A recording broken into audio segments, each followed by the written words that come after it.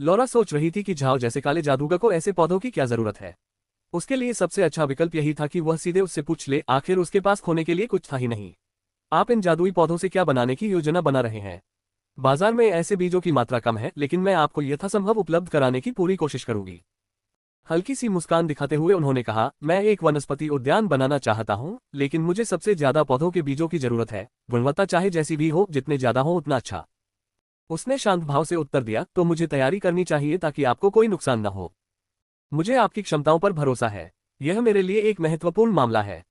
उसने विनम्रतापूर्वक उत्तर दिया, आप बहुत विनम्र हैं, ये तो बस एक मामूली मामला है, दूसरों से मदद मांगने की कोई जरूरत नहीं है। झाओ हाई ने मुस्कुराते हुए कहा, भविष्य में हमें सहयोग करने के और भी अवसर मिलेंगे। मैंने अभी अभी अपना चारागाह तैयार किया है, इसमें केवल नीली आंखों वाला खरगोश है, बाद में इसमें स्केल्ड वाइल्डबीस्ट या शायद कुछ और खास या उच्च स्तरीय जादुई जानवर भी होंगे। मुझे ये भी उम्मीद है कि सुश्री लॉरा एक मांस प्रसंस्करण कारखाना स्थापित कर सकेंगी। हाँ हाँ, मेरी ऐसी कोई योजना नहीं है, क्योंकि मांस प्रसंस्करण कारखाना उतना लाभदायक नहीं है और मेरे परिवार के पास इस क्षेत्र में अनुभव भी नहीं है, इसलिए हमने इस मामले में हस्तक्षेप नहीं किया है। मिस लॉरा, मुझे लगता है कि आपका व्यवसाय होटल उद्योग और खाद्य दुकानों तक ही सीमित है, आपको उद्योग के सभी पहलुओं पर ध्यान देना चाहिए। उदाहरण के लिए, अगर आप मांस प्रसंस्करण कारखाना स्थापित करती हैं, जिसमें मेरे फार्म में उपलब्ध मैजिक बीस्ट शानदार नस्ल का खरगोश शामिल हो, जिसकी गुणवत्ता सर्वोत्तम है, तो आपने मेरे द्वारा पाले गए ब्लू आई रैबिट का स्वाद भी चखा होगा, है ना? इसलिए यदि आप मांस प्रसंस्करण व्यवसाय शुरू करना चाहती हैं, तो मेरा ब्लू आई रैबिट केवल आपको ही बेचा जाएगा। मुझे विश्वास है कि मेरे मैजिक बीस्ट की गुणवत्ता और आपके बिक्री नेटवर्क के बल पर यह निश्चित रूप से लाभदायक होगा। लॉरा का दिल पिघल गया, क्योंकि झाओ हाई का सुझाव एक बेहद अच्छा विचार था। वह जिस नीली आंखों वाले खरगोश का उत्पादन करता है, वह बहुत अच्छा होता है। न केवल उसका स्वाद लाजवाब होता है, बल्कि उसमें मौजूद जादुई तत्व भी साधारण नीली आंखों वाले खरगोश से कहीं अधिक तीव्र होते हैं। यदि वह बड़ी मात्रा में उत्पादन करे तो परिणाम सकारात्मक ही होगा। झाओ हाई ने लॉरा के उत्साहित चेहरे को देखा और कहा, इस बार मैं अपने नौकरों को स्केल्ड वाइल्डबीस्ट पर सवार होकर कासा शहर भेजूंगा, न केवल कुछ मामलों को निपटाने के लिए, बल्कि मिस लॉरा को उन स्केल्ड वाइल्डबीस्ट को दिखाने के लिए भी जिन्हें मैंने सावधानीपूर्वक पाला पोसा है, जो साधारण वाइल्डबीस्ट से अलग हैं। लॉरा ने हल्की सी मुस्कान दिखाते हुए कहा, मुझे श्री झाओ हाई पर भरोसा है, कृपया निश्चिंत रहें, वापस जाने के बाद मैं इस मामले पर अपने कबीले के सदस्यों से चर्चा करूंगी। पहले जब मिस लॉरा पर हमला हुआ था, तब मैं आपके बारे में काफी चिंतित था, अब चूंकि हम सहयोगी हैं, कृपया मिस लॉरा निश्चिंत रहें, अगर कोई समस्या हो तो बेझिझक मुझसे संपर्क करें, मैं आपकी मदद करने की पूरी कोशिश करूंगा। लॉरा अचंभित रह गई। पहले तो उसे झाओ हाई में दिलचस्पी थी, क्योंकि उसने उसकी जान बचाई थी और वह झाओ की ताकत पर भरोसा करना चाहती थी। लेकिन अब हालात बदल गए थे। झाओ ने खुलकर स्वीकार किया कि वह उसकी मदद ले सकता है। ये वाकई बहुत महत्वपूर्ण था। वह अच्छी तरह जानती थी कि विशेषज्ञ अपने वचन को अनुबंध मानते हैं। जब तक वह कुछ करने का वादा कर देता है, उसे करने से कोई नहीं रोक सकता। उसने राहत की सांस ली। इस बार जब उसने झाओ हाई से संपर्क किया, तो लॉरा आश्वस्त थी कि झाओ हाई एक बुद्धिमान व्यक्ति है और साथ ही एक अच्छा इंसान भी है। भले ही वह काला जादूगर है, लेकिन वह वाकई एक नेक इंसान है। लॉरा गंभीर मुद्रा में खड़ी रही, फिर बोली, इन मधुर शब्दों के लिए धन्यवाद। लॉरा को राहत महसूस हुई। कृपया मेरे साथ अधिक विनम्रता न बरतें, यह मेरा अनुरोध है। आपकी गुजारिशें ही मेरे लिए आदेश हैं, वरना मैं आपसे इतने सारे काम संभालने के लिए नहीं कहता। मिस लॉरा, आप निश्चिंत रहें। बाद में अगर आपको कोई ऐसी परेशानी आती है जिसे आप हल नहीं कर सकती, तो मैं आपकी पूरी मदद करूंगा। यहां तक कि अगर 9वें स्तर का विशेषज्ञ भी आपका पीछा करे, तो भी स्टोनी माउंटेन तक पहुंचते पहुंचते मैं आपकी सुरक्षा की गारंटी दे सकता हूं। लॉरा बस देखती रह गई। उसने सोचा भी नहीं था कि वह इतना घमंड करेगा। उसे पता ही होगा कि 9 स्तर के विशेषज्ञ कितने शक्तिशाली होते हैं। ये विशेषज्ञ तो महाद्वीप में किंवदंती हैं, लोग इन्हें आमतौर पर अर्ध देवता कहते हैं, यानी ये स्वयं भगवान से थोड़े ही कम शक्तिशाली हैं। ऐसे विशेषज्ञों के सामने झाओ हाई को ये कहने की हिम्मत कैसे हुई कि वह अप्रत्याशित रूप से उसकी सुरक्षा की गारंटी दे सकता है। झाओ हाई ने लॉरा के हाव भाव को देखा। वह जानता था कि वह क्या सोच रही है। हालांकि उसने केवल इतना ही कहने की हिम्मत की कि वह उसकी सुरक्षा की गारंटी दे सकता है, क्योंकि उसके पास अंतरिक्ष की शक्ति है। यहां तक कि अगर कोई विशेषज्ञ भी आ जाए, जब तक वह अंतरिक्ष में छिपा रहेगा, उन्हें कुछ पता नहीं चलेगा। मैं केवल आपकी सुरक्षा की गारंटी दे सकता हूं, आपकी मदद नहीं कर सकता, क्योंकि 9वें स्तर का विशेषज्ञ एक ऐसी हस्ती है जिससे मैं निपट नहीं सकता। सच कहूं तो मेरे पास एक अज्ञात वस्तु है जो पूर्वजों ने पीढ़ी दर पीढ़ी सौंपी है और इसे ट्रांसमिट स्क्रॉल कहा जाता है। इसलिए यदि आप आते हैं तो मैं आपको यात्रा के लिए स्क्रॉल दे सकता हूं, लेकिन आपको कहां ले जाया जाएगा यह मुझे नहीं पता। लॉरा को तब राहत महसूस हुई। आर्क महाद्वीप में एक प्राचीन जादूगर की किंवदंती प्रचलित थी। किंवदंती के अनुसार ये जादूगर अतुलनीय रूप से शक्तिशाली था। उस समय 9वें स्तर के विशेषज्ञ होना आम बात थी। वे ऐसे सच्चे विशेषज्ञ थे जो पहाड़ों को हिला सकते थे। वे दुर्जय और अतुलनीय थे और उन्हें समय का देवता कहा जाता था। वर्तमान में इस किंवदंती के फैलने से पहले कुछ प्रतिष्ठित परिवारों का इतिहास प्रलय से भी पहले का था, और उनके पास जादुई वस्तुएं थी जो पीढ़ी दर पीढ़ी हस्तांतरित होती रहीं। उनमें से एक टेलीपोर्टेशन स्क्रॉल थी। संक्षिप्त टिप्पणी। ऐसा प्रतीत होता है कि बहुत समय पहले आर्क महाद्वीप में एक भीषण बाढ़ आई थी, जिसके परिणामस्वरूप कई शक्तिशाली जादूगरों की मृत्यु हो गई थी। ये लगभग हमारे लिए ईसा मसीह के जन्म के समान है। ट्रांसमिट स्क्रॉल वास्तव में 100 साल से भी अधिक समय पहले महाद्वीप पर मौजूद था। डाकुओं और चोरों ने एक प्राचीन जादूगर की कब्र में घुसपैठ की और उन्हें एक ट्रांसमिट स्क्रॉल मिला, लेकिन एक अज्ञात व्यक्ति ने उनका मुकाबला किया। डाकुओं और चोरों ने उसका पीछा किया, लेकिन उसने स्क्रॉल को फाड़कर गायब हो गया। फिर वह हजारों किलोमीटर दूर एक जंगल में प्रकट हुआ, जिससे उसे भागने का मौका मिल गया। बाद में कुछ लोगों ने ये खबर फैलाई और कुछ समय बाद वह व्यक्ति एक बड़ा रईस बन गया। इसी वजह से महाद्वीप के लोग उस व्यक्ति के परिवार को जानते और सम्मान करते थे, लेकिन ये सम्मान उस वस्तु पर आधारित था जो प्रलय से पहले की थी। तब से कई भाड़े के सैनिक और साहसी लोग जोखिम उठाने को तैयार थे, ये सोचकर कि प्राचीन जादुई वस्तुएं खतरे के लायक हैं। लॉरा ने उसे देखकर मुस्कुराया और कुछ बोल भी नहीं पाए। अब वह झाओ हाई की हैसियत के बारे में और भी उत्सुक हो गई थी, क्योंकि प्राचीन जादुई वस्तुएं बड़े परिवारों में पीढ़ी दर पीढ़ी हस्तांतरित होती हैं, इसलिए एक संचारित स्क्रॉल तो पारिवारिक धरोहर ही होगी। सबसे महत्वपूर्ण बात यह है कि झाओ की हैसियत क्या है। झाओ हाई ने अपनी एक किताब में संचारित स्क्रॉल के बारे में पढ़ा था, लेकिन उसने कभी नहीं सोचा था कि वह इसे बहाने के तौर पर इस्तेमाल करेगा। लॉरा को अप्रत्याशित रूप से राहत महसूस हुई, जिससे झाओ हाई मुस्कुरा उठा। खैर, ऐसा लगता है कि प्राचीन जादुई वस्तुएं बेहद शक्तिशाली होती हैं। चिंता मत करो, अगर मुझे कोई समस्या आती है तो मैं आप पर भरोसा करूंगा। झाओ हाई अपनी हंसी नहीं रोक सका और बोला, मेरे खजाने का बहुत महत्व है, और अगर मुझे इसे इस्तेमाल करने के लिए मजबूर होना पड़ा तो मिस लॉरा को इसकी भारी कीमत चुकानी पड़ेगी। वह उसके शब्दों का अर्थ तुरंत समझ गई, क्योंकि ऐसी वस्तुएं अत्यंत दुर्लभ हैं। हालांकि उसने उसकी रक्षा करने का वादा किया था, उसने ये स्पष्ट कर दिया कि इसके लिए कीमत चुकानी पड़ेगी। उसने मौसम की स्थिति देखने के लिए मुड़ा, फिर धीरे से उसकी ओर मुड़ा और बोला, मिस लॉरा, खाना तैयार है, खाने के बाद आपको घर वापस चले जाना चाहिए। ऐसा नहीं है कि मैं आपको यहाँ नहीं चाहता, बस मेरे पास इतने सारे रहस्य हैं जिन्हें मैं आपके साथ साझा नहीं कर सकता, क्षमा करें। उसे कोई फर्क नहीं पड़ा, वह जानती थी कि हर किसी के अपने राज होते हैं। उसे तो इस बात से खुशी भी हुई कि झाओ ने अपने कुछ राज उसके साथ साझा किए। लेकिन रुको, रात का खाना। वह जानती थी कि यह उसका पसंदीदा व्यंजन है, फायर फिश। निश्चिंत रहें, आज की फायर फिश को ऐसे तरीके से तैयार किया गया है जिसका स्वाद आपने पहले कभी नहीं चखा होगा। बिना किसी झिझक के वह उसके पीछे पीछे भोजन कक्ष में चली गई। भोजन कक्ष में पहुंचते ही मिरिन तुरंत खाना लेकर आए। खाना बहुत ही सादा था और रोटी ताजी थी, जिसे लकड़ी की टोकरी में रखा गया था। सबके सामने भुना हुआ खरगोश का मांस और कुछ हरी सब्जियां रखी थी, लेकिन मेज के बीचों बीच एक खास तरह की मछली रखी थी। इस मछली को पकाने का तरीका अलग था। पिछली बार जब हम गए थे तब झाओ की मछली से नीली भाप निकल रही थी। आज ये लाल रंग की भुनी हुई थी। दुनिया में किसी ने भी ऐसी मछली नहीं खाई होगी। झाओ हाई ने गर्व से कहा, यहाँ आप जिस तरह की मछली का स्वाद लेते हैं उसे इस तरह से तैयार किया जाता है कि आपको वह कहीं और नहीं मिलेगी।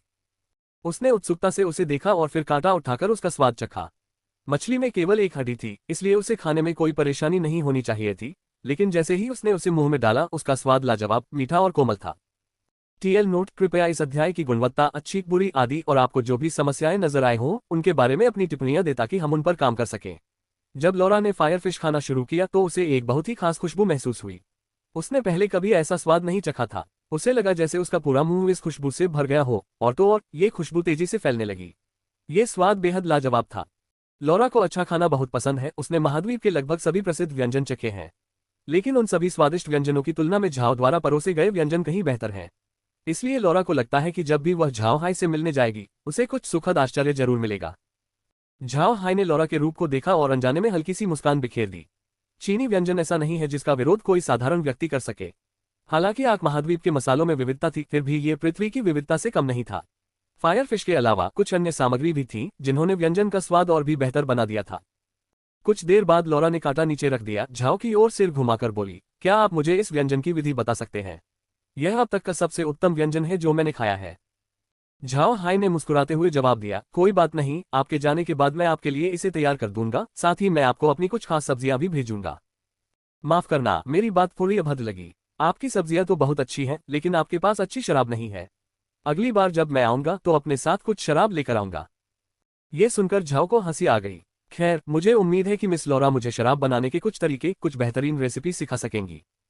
लॉरा ने हैरानी भरी नजरों से पूछा, क्या आप शराब बनाने की फैक्ट्री भी संभाल सकते हैं? इसे संभालना आसान नहीं है। झाओ मुस्कुराया और बोला, ये तो बस मेरे व्यवसाय का एक विचार है। देखिए, मेरे इलाके में एक पहाड़ है जिस पर सिर्फ तेल वाले पेड़ हैं। मैं देखना चाहता था कि क्या मैं वहां कुछ अंगूर के पेड़ लगा सकता हूं, जिससे तेल वाले पेड़ों की तुलना में मेरी आमदनी कहीं ज्यादा होगी। लॉरा ने भौहें चढ़ाकर कहा, सर, मुझे डर है कि यह असंभव है। तेल के बागानों की जमीनें आमतौर पर खराब होती हैं, इसलिए अन्य प्रकार के फलों के पेड़ लगाना ठीक नहीं है। झाओ मुस्कुराए और बोले, मैं कोशिश तो करूंगा ही, वैसे भी मेरा मुख्य उद्योग उन पेड़ों से जुड़ा नहीं है, इसलिए अगर यह असफल भी हो जाए तो कोई बड़ा नुकसान नहीं होगा। लॉरा ने सिर हिलाकर कहा, ठीक है, इसमें कोई दिक्कत नहीं है, मैं श्री झाओ के लिए कुछ वाइन बनाने की विधि और उपकरण जुटा सकती हूँ। जब तक आप तैयार हैं, आप हमेशा शराब बना सकते हैं। यह अच्छा है, अगली बार जब मिस लॉरा आएंगी तो शायद हम अपनी बनाई हुई शराब पी सकेंगे, इसलिए इस बारे में बात मत करना। लॉरा बहुत खुश थी क्योंकि उसे न केवल स्वादिष्ट भोजन की रेसिपी मिली, बल्कि झाओ के साथ उसका सहयोग भी गहरा हो गया और दोनों के बीच का रिश्ता और भी गुप्त हो गया। दोपहर का भोजन करने के बाद झाओ हाई ने उसके लिए मूली भरवा दी। लॉरा ने स्वाभाविक रूप से उपहार समेटे और चली गई। लॉरा के जाने के बाद झाओ हाई बैठक कक्ष में लौटा, तभी अचानक ग्रीन ने कहा, युवा मालिक, क्या हमें खदान की सुरंगों में नीली आंखों वाले खरगोश पालना शुरू कर देना चाहिए? वैसे भी 2 दिनों में हमें खरगोशों को खाना खिला देना चाहिए और तब तक इंतजार करना चाहिए जब तक कि श्रीमती लॉरा तेल निकालने के लिए औजार न भेज दे।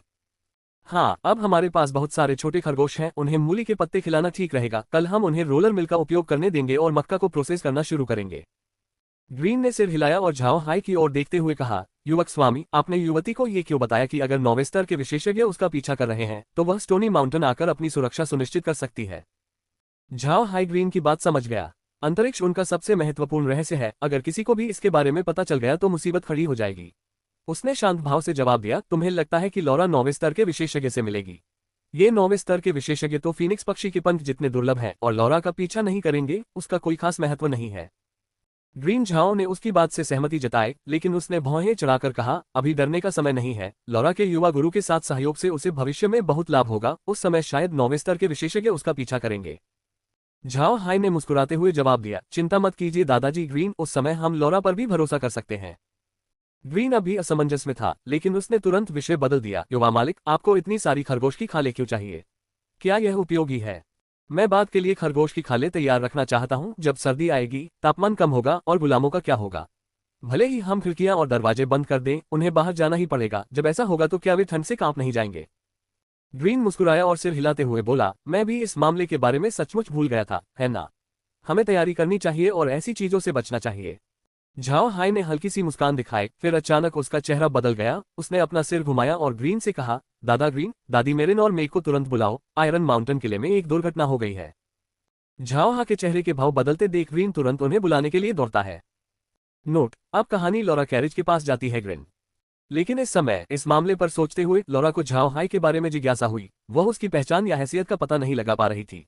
उसने सोचा था कि वह किसी बड़े कुलीन परिवार का वंशज होगा, लेकिन उसके रीति रिवाजों और वंश की कमी इसके विपरीत संकेत दे रही थी। साथ ही उसके पास प्राचीन संदेशवाहक स्क्रॉल था, जो एक पौराणिक वस्तु थी। इन सब कारणों से लॉरा असमंजस में पड़ गई और कुछ सोच नहीं पा रही थी। सबसे महत्वपूर्ण बात यह थी कि झाओ के पास पैसों की कमी थी। भले ही उसने अपने नौकरों को जंगली जानवरों पर सवार करके अपने उत्पादों की गुणवत्ता दिखाने का बहाना बनाया, लेकिन झाओ को यकीन था कि उन जंगली जानवरों और मरे हुए जीवों के अलावा उसके पास सवारी के लिए कोई और जानवर नहीं थे, और उसके जानवर और पौधे पूरे महाद्वीप में निम्न गुणवत्ता वाले उत्पाद थे। इसके अलावा उसकी जीवनशैली बहुत ही सरल थी और नौकरों की संख्या भी सीमित थी। इन सभी कारणों से वह इस निष्कर्ष पर पहुंची कि उसकी आर्थिक स्थिति कमजोर थी। उसने ये भी देखा कि वह पैसों को बहुत महत्व देता है। उसके लिए उसके सामान के बदले में दी गई धनराशि मामूली थी, लेकिन एक आम आदमी के लिए यह बहुत बड़ी रकम थी। कहा जा सकता है कि लॉरा की नज़र में झाओ हाई एक विरोधाभासी विवाह है, क्योंकि उनका रुतबा और व्यवहार शैली दोनों ही परस्पर विरोधी प्रतीत होते हैं। इन विरोधाभासों के कारण लॉरा को झाओ हाई रहस्यमय लगता है। फिर भी उसने झाओ के साथ सहयोग करने का फैसला किया, लाभ के लिए नहीं, उनकी ताकत के लिए नहीं, बल्कि उनकी दयालुता के कारण। लॉरा ने एक दूसरी संभावना के बारे में सोचा, जिसमें झाओ धीरे धीरे उसका सम्मान हासिल करके एक शक्तिशाली साझेदारी बना सकता था। उसने झाओ की आर्थिक स्थिति देखी और पाया कि वह धीमी और स्थिर गति से पैसा कमा रहा था, लेकिन उसने कभी उसका फायदा नहीं उठाया। परिणामस्वरूप काले जादूगर के प्रति उसकी प्रशंसा और भी बढ़ गई। नील लॉरा के बगल में बैठ गई, लॉरा के हाव भाव को देखा और मुस्कुराते हुए पूछे बिना नहीं रह सकी, युवती, क्या तुम श्री झाओ हाई के बारे में सोच रही हो? दादा कुन ने यही कहा था, क्या तुम सचमुच उन्हें पसंद करती हो? लॉरा ने घूरकर देखा और फिर बोली, बकवास। मुझे नहीं पता भविष्य में क्या होगा, उसका कारोबार अभी शुरू ही हुआ है, इसलिए उसे हमारी आर्थिक मदद की सख्त जरूरत है। अगर वह सामान्य व्यक्ति होता तो वह हमारे साथ सहयोग नहीं करता और माँ की परिवार के प्रति जीवनरक्षक दायित्व नहीं निभाता। लेकिन उसने ऐसा किया, और सबसे महत्वपूर्ण बात यह है कि उसने इसका फायदा उठाकर मुझसे पैसे नहीं ऐंठ लिए। जैसा कि आप देख सकते हैं, हम दोनों के लिए यह फायदे का सौदा है।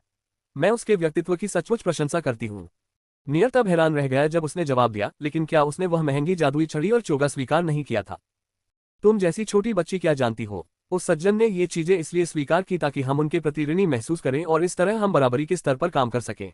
वरना तुम्हें क्या लगता है कि श्री झाओ उस तुच्छ चीज को स्वीकार कर लेंगे?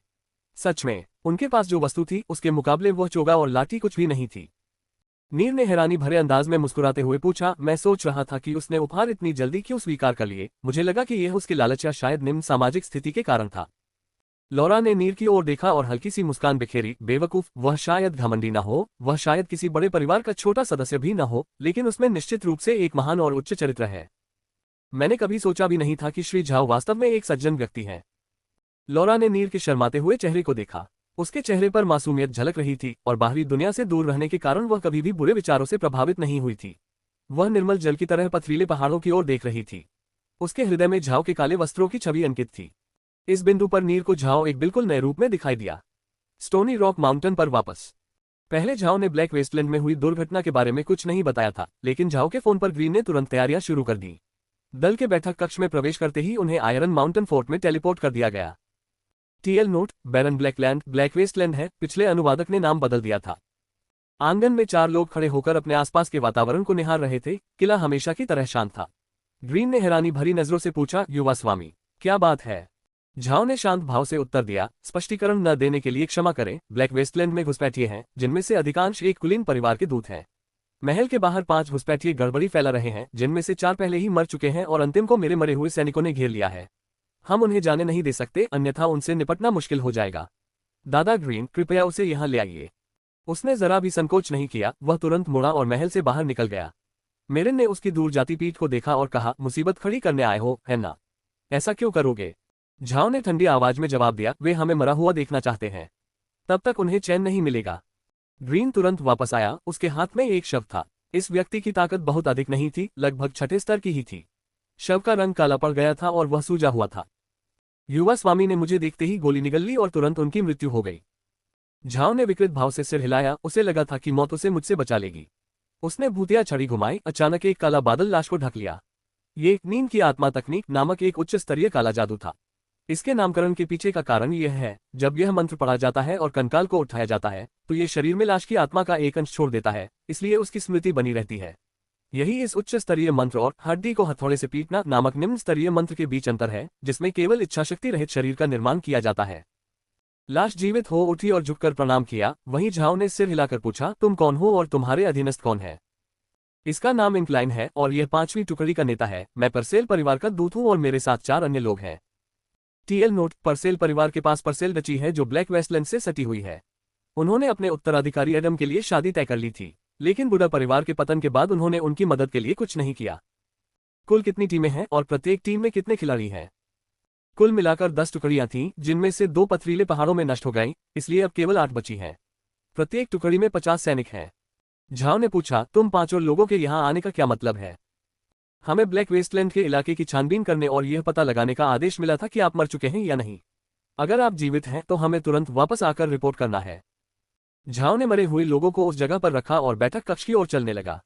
उसी क्षण रॉकहेड और ब्लॉकहेड महल के बाहर से आ गए और उन्होंने स्थिति को देखा, इसलिए किसी ने भी अनुचित कार्रवाई करने की हिम्मत नहीं की। वह बैठ गया जबकि ग्रीन उसके पीछे पीछे आया। गंभीर चेहरे के साथ उसने कहा, मैंने कभी नहीं सोचा था कि परसेल परिवार इतना मजबूत होगा। स्टोनी माउंटेन में उन्हें पूरी तरह से हार का सामना करना पड़ा होगा और फिर भी उनके पास इतने सारे मजबूत सैनिक हैं। झाओ ने जवाब दिया, यह कोई अजीब बात नहीं है, आखिरकार उन्होंने इतने वर्षों तक शासन किया है। लेकिन अगर वे अब हम पर ध्यान देना शुरू कर दें तो ये परेशानी वाली बात होगी। मेरिन ने शांत चेहरे से कहा, मैंने सुना है कि परसेल परिवार के पास 9वें स्तर के 2 विशेषज्ञ हैं, इसलिए हमने उनसे संपर्क किया है। अगर मौजूदा राजा भी हमारे मामलों में दखल देना चाहे तो यह कोई अजीब बात नहीं होगी। साथ ही बहुत समय पहले बुडा परिवार ने पुराने राजा के साथ परसेल परिवार में घुसपैठ करने और उसे धीरे धीरे खत्म करने में मदद करने का समझौता किया था। झाओ को गहरा सदमा लगा। उसने कभी सोचा भी नहीं था कि उसकी सगाई के पीछे का मकसद इतना घिनौना होगा, लेकिन साथ ही वह उलझन में भी पड़ गया। इसलिए उसने पूछा, दादा ग्रीन, दादी मेरिन, आपके कहे अनुसार हमारा बूढ़े राजा से बहुत घनिष्ठ संबंध होना चाहिए और शाही परिवार तो सिर्फ खेल के अहम मोहरों से ही निपटता है। अगर हम गलत पक्ष में न होते तो हम यहाँ न होते, है ना? हमें तो पहले ही इस बंजर भूमि में निर्वासित कर दिया गया है, क्या अब इससे कोई फर्क पड़ता है? ग्रीन का चेहरा और भी लाल हो गया और उसने शर्मिंदा स्वर में कहा, बेशक यह मायने रखता है। देखिए, वर्तमान राजा के सिंहासन पर बैठने से पहले उसे बड़े बड़े रईसों का साथ मिला हुआ था। वही रईस जिनसे पुराना राजा छुटकारा पाना चाहता था, इसलिए बदला लेने के लिए उन्होंने पहले राजा की हत्या की और उसके सभी सेवकों को खत्म करने की कोशिश की। तो निश्चित रूप से वे हमें इतनी आसानी से नहीं छोड़ेंगे। झाओ ने भौहें चढ़ाई। उसने कभी नहीं सोचा था कि स्थिति ऐसी होगी। ऐसा लगता है कि इन अभिजात वर्ग के पास कुछ शक्ति है और वे जो चाहे कर सकते हैं। मेरिन ने उनके विचारों की श्रृंखला को बाधित करते हुए कहा, परसेल के सभी दूत आज मर चुके हैं, इसलिए सामान्यतः वे और दूत भेजेंगे। झाओ ने सिर हिलाते हुए कहा, लगता है वे हमारी गतिविधियों पर नजर रख रहे हैं क्योंकि हम युद्ध में शामिल हैं। साथ ही वे ये भी देखना चाहते हैं कि क्या हम पहले भयंकर हमले से बच पाए। अगर हम वही युद्ध तोड़ देते हैं तो हो सकता है कि वे हमारी परवाह करना ही छोड़ दें। बेहतर यही होगा कि हम पहले ही ऐसा कर लें और उन्हें हमारे मामलों में दखल देने का कोई कारण न रहे। ग्रीन मुस्कुराया और जवाब दिया, यह शादी अच्छी बात नहीं है। मुसीबत में पड़ने के बाद उन्होंने हमारी मदद के लिए 1 इंच भी कदम नहीं उठाया, जो उनकी प्रतिष्ठा के लिए बिल्कुल भी अच्छा नहीं है। मुझे नहीं पता उनका मकसद क्या है, लेकिन ये सही तो नहीं हो सकता। वरना इतनी दयनीय हालत में वे हम पर शक क्यों करेंगे? क्या उनसे निपटने का कोई तरीका है? कमरे में मौजूद अन्य लोग सोच रहे थे। वे जानते थे कि परसेल परिवार से निपटना आसान नहीं है। अचानक ब्लॉकहेड ने चुप्पी तोड़ते हुए कहा, युवा स्वामी, क्यों न कुछ मरे हुए लोगों को उनकी जमीनों को तबाह करने के लिए भेज दिया जाए ताकि उनके पास हमसे निपटने का समय ही न हो। इससे पहले कि झाओ कुछ जवाब दे पाता, ग्रीन ने अपना सिर हिलाया और कहा, बिल्कुल नहीं। अगर उन्हें पता चल गया कि हम उस क्रूर लहर से बच गए हैं और वो जानवर काले बंजर इलाकों को पार कर गए हैं, तो वे हमारे युवा स्वामी की पहचान पर संदेह करेंगे और इससे और भी ज्यादा ध्यान आकर्षित होगा। कमरे में फिर से सन्नाटा छा गया। हर कोई समाधान खोजने की पूरी कोशिश कर रहा था। मेघ ने अधीरता से कहा, हम परसेल परिवार से तभी निपट सकते हैं जब उनके साथ कोई बड़ी आपदा आ जाए। लेकिन ऐसा नहीं है। इस साल मौसम और फसलें बहुत अच्छी थीं, साथ ही निकट भविष्य में उन पर कीटों का प्रकोप होने की कोई संभावना नहीं है। झाओ ने अप्रत्याशित मुस्कान दिखाते हुए कहा, दादाजी ग्रीन, अगर उनके अनाज में कोई कीट पतंगा न लग जाए तो उनके पास हमारे लिए समय नहीं होगा। उनका अनाज भंडार कहाँ है? ग्रीन ने हैरानी से कहा, हाँ, परसेल डची का मुख्य अनाज उत्पादन क्षेत्र लिका मैदान है। यह एक बहुत ही उपजाऊ भूमि है जिसमें एक विशाल अनाज भंडार है जिसमें पूरे डची को 1 वर्ष तक खिलाने के लिए पर्याप्त अनाज है। इस अनाज भंडार का बहुत महत्व है। झाओ जोर से हंसा, हाँ हाँ, कीड़ों का प्रकोप, हाँ हाँ, हम इसे कर सकते हैं। देखते हैं कि वे बिना भोजन के क्या साजिश रच सकते हैं। ग्रीन उत्साहित होने के साथ साथ असमंजस में भी था, क्योंकि उसे और बुडा के अन्य सेवकों को अंतरिक्ष की सभी क्षमताओं के बारे में जानकारी नहीं थी। इन क्षमताओं में घास, कीड़े और मच्छरों को बुलाने की क्षमता भी शामिल थी। झाओ खुद इनके बारे में लगभग भूल ही गया था और उसने कभी सोचा भी नहीं था कि उसे वास्तव में इनका उपयोग करना पड़ेगा। खेती बाड़ी के खेल में इन क्षमताओं को मनोरंजन का साधन माना जाता था। अगर मेघ ने कीड़ों का जिक्र न किया होता तो वह इसके बारे में कभी सोचता ही नहीं। कीटों का प्रकोप हर देश के लिए एक बुरे सपने जैसा होता है, खासकर टिड्डियों का प्रकोप जो अपने पीछे भारी तबाही मचाने के लिए कुख्यात है। हालांकि झाओ सुअर जैसे कीड़ों को बुला सकता है जो फसलों को नष्ट करने का एक और कारण बनते हैं। झाओ द्वारा कीड़ों को छोड़े जाने के बाद लिका मैदान की फसलें पूरी तरह से बर्बाद हो जाएंगी। इसके अलावा किसी को भी यह नहीं लगेगा कि यह कृत्रिम रूप से प्रेरित किया गया था। झाओ ने ग्रीन की हैरानी को देखा और समझाया, दादा ग्रीन, दादी मेरिन, इस जगह के कई और उपयोग हैं जिनके बारे में मैंने कभी सोचा भी नहीं था कि वे उपयोगी होंगे, इसलिए मैंने आपको उनके बारे में कभी नहीं बताया। हाँ, लगता है ये उपयोग काफी काम के हैं। ग्रीन अभी असमंजस में था। उसने पूछा, इसके क्या कार्य हैं? क्या इसका कीटों के प्रकोप से कोई संबंध है? झाओ ने हल्की मुस्कान के साथ उत्तर दिया, हाँ, कुछ हद तक। कुल मिलाकर मेरे पास 3 क्षमताएं हैं जिनसे कीड़े मकोड़े, खरपतवार और मच्छर बुलाए जा सकते हैं। पहली क्षमता, कीड़े मकोड़े से मैं खेतों की ओर कीड़े छोड़ सकता हूं, जो फसलों को नष्ट करने में बहुत कारगर है। दूसरी क्षमता, खरपतवार का भी यही प्रभाव है। इससे मैं ऐसे खरपतवार बुला सकता हूं जो पोषण के लिए फसलों से प्रतिस्पर्धा करते हैं, जिससे फसल उत्पादन कम हो जाता है। तीसरी क्षमता से भारी मात्रा में मच्छर छोड़े जा सकते हैं, लेकिन दुर्भाग्य से मैं अभी इसका उपयोग नहीं कर सकता। आर्क महाद्वीप पर मच्छर नामक कीड़े थे, इसलिए स्वाभाविक रूप से झाओ को नाम बदलने की आवश्यकता नहीं थी। ग्रीन को अपनी सुनी हुई बात पर विश्वास नहीं हो रहा था, इसलिए उसे यह सुनिश्चित करना पड़ा, युवा स्वामी, क्या आप वाकई आश्वस्त हैं कि यह फसलों को नष्ट करने के लिए कीड़े छोड़ सकता है? झाओ मुस्कुराया और बोला, हाँ, भूमि सुधार के विपरीत मैं इसे बिना किसी दैनिक प्रतिबंध के उपयोग कर सकता हूँ। बूढ़ा आदमी प्रसन्न हुआ, अच्छा, तो हम स्टोनी माउंटेन वापस जा सकते हैं और फिर लिका के मैदानों को तबाह करने के लिए निकल सकते हैं। काम पूरा होने के बाद हम सगाई तोड़ देंगे। झाओ ने सिर हिलाते हुए कहा, उन्होंने जिन लोगों को भेजा था वे सब मर चुके हैं। जब तक वे इसकी पुष्टि नहीं कर लेते तब तक वे कोई कदम नहीं उठा सकते। हमारे पास उनसे निपटने के लिए पर्याप्त समय है। ग्रीन ने जवाब दिया, ये सच है। कासा शहर से लिका के मैदानों तक यात्रा करने और पथरीले पहाड़ों पर वापस आने के लिए पर्याप्त समय है, लेकिन दुर्भाग्य से बहुत कम लोग इस यात्रा पर जा सकते हैं, अन्यथा ये परेशानी भरा होगा। हाँ, लेकिन आप उस जगह पर रुक सकते हैं ताकि कोई समस्या होने पर आप वहां मौजूद रहें। वह कथन बुद्धिमानी भरा था, क्योंकि अब उसके अधिकांश उच्च स्तरीय मरे हुए सैनिकों को तैनात कर दिए जाने के कारण झाओ कुछ हद तक कमजोर हो गया था। साथ ही वह अपने 2 किलो की रक्षा कर रहे मरे हुए सैनिकों को भी नहीं हटा सकता था। मेरिन को भी कोई चिंता नहीं थी। वह जानती थी कि उसके पास अंतरिक्ष की शक्ति है। जब तक वह उसके अंदर छिपा रहेगा उसे कोई नुकसान नहीं पहुंचा सकता। इसके अलावा वह आसानी से किसी भी महल में टेलीपोर्ट कर सकता है। शुरुआत में जब झाओ का फार्म 10वें स्तर पर पहुंचा तो उसे 3 ट्रांसमिशन पॉइंट लगाने की क्षमता मिली। हालांकि ये पॉइंट स्थिर थे, झाओ ने केवल 2 ही लगाए थे। लेकिन फिलहाल स्टोनी माउंटेन खाली नहीं रह सकता, उन्हें लॉरा से निपटना ही था। 2 दिन बाद लॉरा द्वारा भेजा गया दूसरा काफिला लकड़ी के बैरल और औजारों के साथ पहुंचा। तेल निकालने की तैयारी लगभग पूरी हो चुकी थी। हालांकि लॉरा ने केवल 200 बैरल भेजे थे। प्रत्येक लकड़ी के बैरल में 200 जिन 0.5 किलोग्राम तेल आ सकता था। वहीं झाओ लगभग 5 दिनों में 20,000 जिन तेल निकाल सकता था। इसलिए उसने काफिले के मुखिया शॉन को संदेश भेजा। पहला, लॉरा को यह बताने के लिए कि उसे और लकड़ी के बैरल चाहिए। दूसरा, ये बताने के लिए कि वह कुछ समय के लिए उपलब्ध नहीं होगा, लेकिन अगर कोई जरूरी काम हो तो वह स्टोनी माउंटेन आ सकती है। शॉन अभद्र होने की हिम्मत नहीं कर पाता था। भले ही उसका अधिकार बढ़ गया था, फिर भी वह झाओ की किसी भी मांग को नजरअंदाज न करने के लिए बहुत सावधान रहता था, क्योंकि वह अपने दिल में जानता था कि काला जादूगर लॉरा का भरोसेमंद दोस्त और सहायक था। कारवां के रवाना होने के बाद झाओ और ग्रीन ने भी अपनी यात्रा शुरू की और लिका के मैदानों की ओर चल पड़े। यात्रा के दौरान वे दिन के उजाले में विश्राम करते थे और केवल रात में ही यात्रा करते थे। इस तरह वे स्थानीय लोगों और साहसी यात्रियों से बच सकते थे। जल्द ही वे लिका के मैदानों में पहुंच गए, जो परसेल रियासत में भोजन का मुख्य स्रोत था। लेकिन दुर्भाग्य से ये शहर से थोड़ा दूर था, इसलिए यदि उपजाऊ भूमि पर कोई आपदा आती तो तुरंत सहायता पहुंचने का समय नहीं था। मूल रूप से कासा शहर को एक व्यापारिक केंद्र के रूप में बनाया गया था, क्योंकि यह न केवल कई व्यापार मार्गों का चौराहा था, बल्कि यह यूदाई नदी के निकट स्थित था, जिससे जलीय परिवहन काफी आसान हो जाता था। परसेल परिवार ने कासा शहर के निर्माण के लिए इतनी सारी कठिनाइयां इसलिए उठाई क्योंकि इसके 2 कारण थे। पहला, शहर का स्थान बहुत लाभकारी था। दूसरा, उन्हें लिका के मैदानों की रक्षा करने की चिंता नहीं करनी पड़ती थी। जैसा कि नाम से ही स्पष्ट है, लिका मैदान एक पूरी तरह से समतल भूभाग है जो दूर दूर तक फैला हुआ है। हालांकि इसकी रक्षा क्षमताएं सीमित हैं। फिर भी ये भूमि परसेल परिवार के लिए बहुत महत्वपूर्ण है। पूरे परिवार की अर्थव्यवस्था यहीं उत्पादित अनाज पर आधारित थी। अंततः अनाज किसी रियासत की आर्थिक शक्ति को दर्शाता है। हालांकि अनाज सबसे बुनियादी खाद्य पदार्थ है, फिर भी इसने परसेल परिवार को भूमि पर शासन करने में सक्षम बनाया। परिवार ने लिका के मैदानों पर अपना पूर्ण अधिकार स्थापित करने के लिए कई तरीके अपनाए। अनाज उत्पादन पर नियंत्रण होने के कारण परसेल परिवार ने लिका के मैदानों की रक्षा के लिए बड़ी संख्या में सैनिक जुटाए। इतना ही नहीं, ये 5,000 सैनिक कभी भी अपना स्थान नहीं बदलते थे। साथ ही हर सैनिक बेहद बहादुर था। पहरेदारों पर किया गया खर्च बेहद चौंकाने वाला था। जेरेड स्पिट्जर, तुम ही असली MVP हो। लिका मैदानों के बाहर एक वायु रोधक अवरोध है। यह अवरोध ऊंचे ऊंचे घने पेड़ों, कांटेदार लताओं और कांटों के मुकुट से बना है। ये दोनों प्रकार के पौधे आर्क महाद्वीप में बहुत आम हैं और इनका उपयोग एक प्रकार की सुरक्षा के रूप में किया जाता है।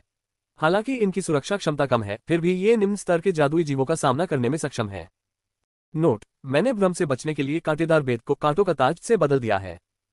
लिका के मैदान इतने विशाल हैं कि कुछ लोग कहते हैं कि इनका क्षेत्रफल 10 लाख म्यू इक्वल 666.6 वर्ग किमी से भी अधिक है।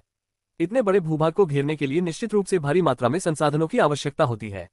हालांकि ये मैदान अपनी विशिष्टता के लिए जाने जाते हैं। यहाँ न तो कोई कुलीन वर्ग है और न ही कोई आम नागरिक, केवल परसेल परिवार के गुलाम और उनके सैनिक ही रहते हैं। स्वाभाविक रूप से लिका के मैदानों जितनी विशाल भूमि पर खेती करने के लिए कम से कम कई लाख श्रमिकों की आवश्यकता होती है, लेकिन वास्तविकता में उस उपजाऊ भूमि में 10 लाख से अधिक गुलाम हैं। 10 लाख गुलाम, यह एक मध्यम आकार के शहर के बराबर है। दूसरे शब्दों में, परसेल परिवार के पास एक मध्यम आकार का गुलामों का शहर है।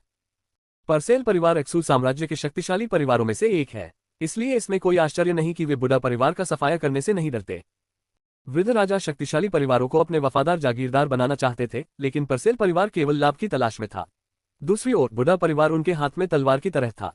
यदि वरिष्ठ राजा का दबाव न होता तो परसेल परिवार कभी भी विवाह प्रस्ताव स्वीकार नहीं करता। परसेल परिवार के इवान परिवार के सम्मानित मुखिया हैं। इस बात से कोई इनकार नहीं कर सकता कि वे एक अच्छे इंसान हैं। अपनी जवानी में उन्होंने खूब यात्राएं की और कई अनुभव प्राप्त किए, और एक बार उनकी मुलाकात एडम के पिता से हुई और वे अच्छे दोस्त बन गए। लेकिन हालात बदल गए और वे परसेल डची के ग्रैंड ड्यूक भी बन गए और उन्होंने बुढ़ा परिवार की कई बार मदद की। लेकिन अब वे कुछ नहीं कर सकते थे। प्रभारी होने के नाते उन्हें परसेल डची और पुराने अभिजात वर्ग के हितों की रक्षा करने की जिम्मेदारी निभानी पड़ी। इसलिए उन्हें बुढ़ा परिवार का विरोध करने के लिए विवश होना पड़ा। इसके अलावा परिवार के मुखिया के साथ साथ एक वरिष्ठ सभा भी होती है। इस सभा में परसेल परिवार के प्रत्यक्ष वंशजों और अन्य शाखाओं के बुजुर्ग शामिल होते हैं। ये सभा लाभों पर आधारित एक बड़ा जाल बुनती है और परिवार के मुखिया इवान को इसके बीच में फंसा लेती है। बूढ़े राजा की अचानक मृत्यु और बुढ़ा परिवार के पतन के बाद इवान मदद करना चाहता था, लेकिन वह बेबस था। ग्रीन और मेरिन को डर था कि इवान के गुप्त प्रयासों के बिना आदम बहुत पहले ही मर चुका होता। लेकिन जब उसके गुप्त कार्यों का खुलासा बुजुर्गों की सभा में हुआ तो उन बुजुर्गों ने मिलकर उस पर दबाव बनाना शुरू कर दिया, जिसके परिणामस्वरूप उसकी सत्ता कम हो गई और वह खुद को एक कठपुतली से ज्यादा कुछ नहीं समझने लगा। आखिरकार वह परसेल परिवार का सदस्य था और उसका खून उन्हीं का था, जिसे परिवार से अलग नहीं किया जा सकता था। उसने एक मूकदर्शक की तरह तटस्थ रुख अपनाना चुना। वह समझता था कि वह महज एक आभूषण है जिसका कोई मूल्य नहीं है और जिसे बड़ों के थोड़े से प्रयास से बदला जा सकता है। इवान की बेटी का नाम रेहाना है, लेकिन दुख की बात है कि वह अपनी माँ की वजह से उससे घुल मिल नहीं पाती। उसकी माँ एक बुजुर्ग की बेटी है और इवान से उसकी शादी सिर्फ उसे नियंत्रित करने के लिए हुई थी। अपनी माँ के प्रभाव में आकर रेहाना ने अपने पिता पर से विश्वास खो दिया और अपने दादा का साथ देने लगी। बूढ़े राजा के दबाव में आकर रेहाना और आदम को भागकर शादी करनी पड़ी। लेकिन अब दोनों सगाई तोड़ना चाहते हैं, फिर भी अपनी प्रतिष्ठा खोने के डर से ऐसा करने में असमर्थ हैं। हालांकि रेहाना के तरीके जल्दबाजी वाले थे। अपने दादा की सहमति प्राप्त करने के बाद उसने बुढ़ा परिवार की स्थिति की रिपोर्ट करने के लिए ब्लैक वेस्टलैंड में जासूस भेजे और अगर एडम अभी भी जीवित था तो वह उसे मारना चाहती थी। लेकिन उसने कभी नहीं सोचा था कि झाओ प्रतिशोध लेगा और कीटों का प्रकोप फैलाएगा। झाओ और ग्रीन लिका चौक पर खड़े थे। वे कई गांवों से गुजरे लेकिन उन्हें अभी भी आम लोग ही दिखाई दे रहे थे।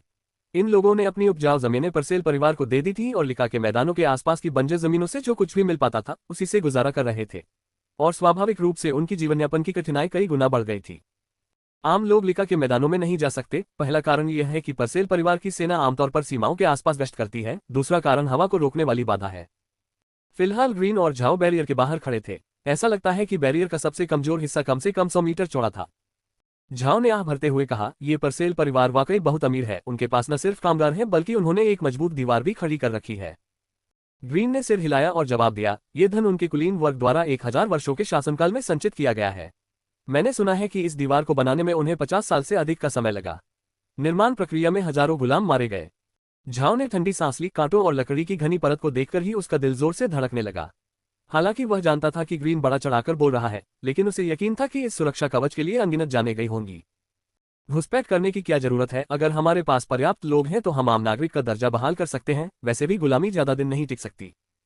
ग्रीन ने कोई प्रतिक्रिया नहीं दी। वह झाओ के बयान से हैरान था, क्योंकि आर्क महाद्वीप में हजारों वर्षों से गुलामी प्रथा मौजूद थी, तो युवा स्वामी को ऐसे शब्द कहने की हिम्मत कैसे हुई?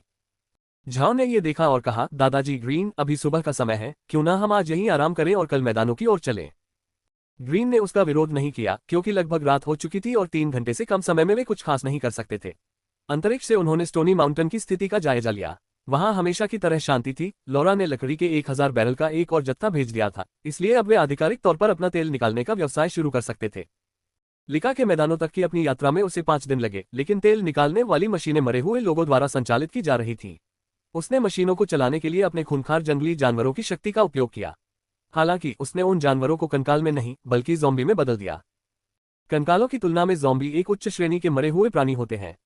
प्रथम स्तर के कंकाल की युद्ध क्षमता बहुत कम होती है, जबकि प्रथम स्तर के ज़ॉम्बी की शक्ति द्वितीय स्तर के योद्धा के बराबर होती है। इसके अलावा मृतकों को ज़ॉम्बी में बदलना शवों को कंकाल में बदलने से 10 गुना अधिक कठिन है, इसलिए सामान्य काले जादूगर ज़ॉम्बी नहीं बनाते। हालांकि ज़ॉम्बी की युद्ध क्षमता बहुत अधिक होती है, लेकिन उसकी गति धीमी होती है, इसलिए 10 कंकालों के सामने एक ज़ॉम्बी की जीत नहीं होगी। फिर भी उसकी लड़ने की क्षमता कमजोर नहीं है। उदाहरण के लिए एक प्रथम स्तर का ब्लू आयरन ज़ॉम्बी। इस ज़ॉम्बी की ताकत और रक्षा क्षमता उच्च कोटि की होती है, और अगर इसकी गति धीमी न होती तो ये तीसरे स्तर के योद्धा का मुकाबला कर सकता था, लेकिन इसकी धीमी गति के कारण प्रथम स्तर का योद्धा भी इसके हमलों से बच सकता है, और अगर उसे चोट लग भी जाए तो वह गंभीर घावों से नहीं मरेगा। फिर भी दूसरे स्तर का ज़ॉम्बी दूसरे स्तर के कंकाल के बराबर होता है। वहीं तीसरे स्तर के ज़ॉम्बी को कांस्य ज़ॉम्बी कहा जाता है। इस ज़ॉम्बी में चौथे स्तर के योद्धा जितनी ताकत होती है। चौथे स्तर के ज़ॉम्बी को जहरीले शव कहा जाता है। इस स्तर का ज़ॉम्बी जहर का इस्तेमाल हमले के लिए कर सकता है। 5वें स्तर के ज़ॉम्बी को टसियन डेवलपमेंट बैंक ज़ॉम्बी कहा जाता है। इसकी रक्षा शक्ति ज्यादा होती है, गति तेज होती है और हमले ज्यादा घातक होते हैं। 6ठे स्तर के ज़ॉम्बी को सिल्वर ज़ॉम्बी कहा जाता है। 7वें स्तर के ज़ॉम्बी को याकिन ज़ॉम्बी कहते हैं। 8वें स्तर के ज़ॉम्बी को गोल्डन ज़ॉम्बी कहते हैं। अंत में 9वें स्तर के ज़ॉम्बी को ज़ॉम्बी सम्राट कहा जाता है। लेकिन दुर्भाग्य से आर्क महाद्वीप पर ज़ॉम्बीज की सबसे ऊंची श्रेणी जहरीले शव है, और यहां तक कि तीसरी श्रेणी का ज़ॉम्बी भी मिलना मुश्किल है, इसलिए अधिकांश काले जादूगरों के पास केवल कंकाल ही होते हैं। ब्रेंडन पिटमैन और लुकास बिंटर के लिए जोरदार तालियां। झाओ ने ज़ॉम्बी बनाए क्योंकि वह ज़ॉम्बी और कंकालों के बीच का अंतर देखना चाहता था, लेकिन उसने यह नहीं सोचा था कि उसके द्वारा एक ज़ॉम्बी बनाने के बाद अंतरिक्ष में मौजूद सभी मरे हुए प्राणी ज़ॉम्बी में बदल जाएंगे या ज़ॉम्बी और कंकालों के मिश्रण में परिवर्तित हो जाएंगे। वे मार्शल डेमन बन जाएंगे।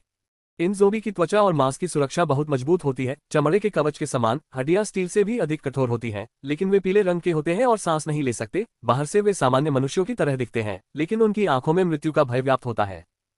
सबसे महत्वपूर्ण बात यह है कि ये मरे हुए जीव पहले से ही विषैले थे। इसके अलावा अंतरिक्ष के प्रभाव से उनका विष और भी बढ़ गया और अधिक घातक हो गया। साथ ही अंतरिक्ष ने उनके आक्रमण के तरीकों को भी मजबूत कर दिया। उदाहरण के लिए कुछ मरे हुए जीवों के नाखून बढ़ गए और मजबूत व शक्तिशाली हो गए। आर्क महाद्वीप पर बहुत कम लोग मार्शल दानवों से मिल पाते हैं। प्रारंभिक अवस्था में 5वें स्तर से नीचे उनकी शक्ति बहुत प्रबल होती है, समान रैंक के शत्रुओं को आसानी से हराया जा सकता है। लेकिन 5वें स्तर से आगे बढ़ना बिल्कुल अलग बात है। 5वें स्तर से ऊपर बढ़ना चुनौतीपूर्ण होता है।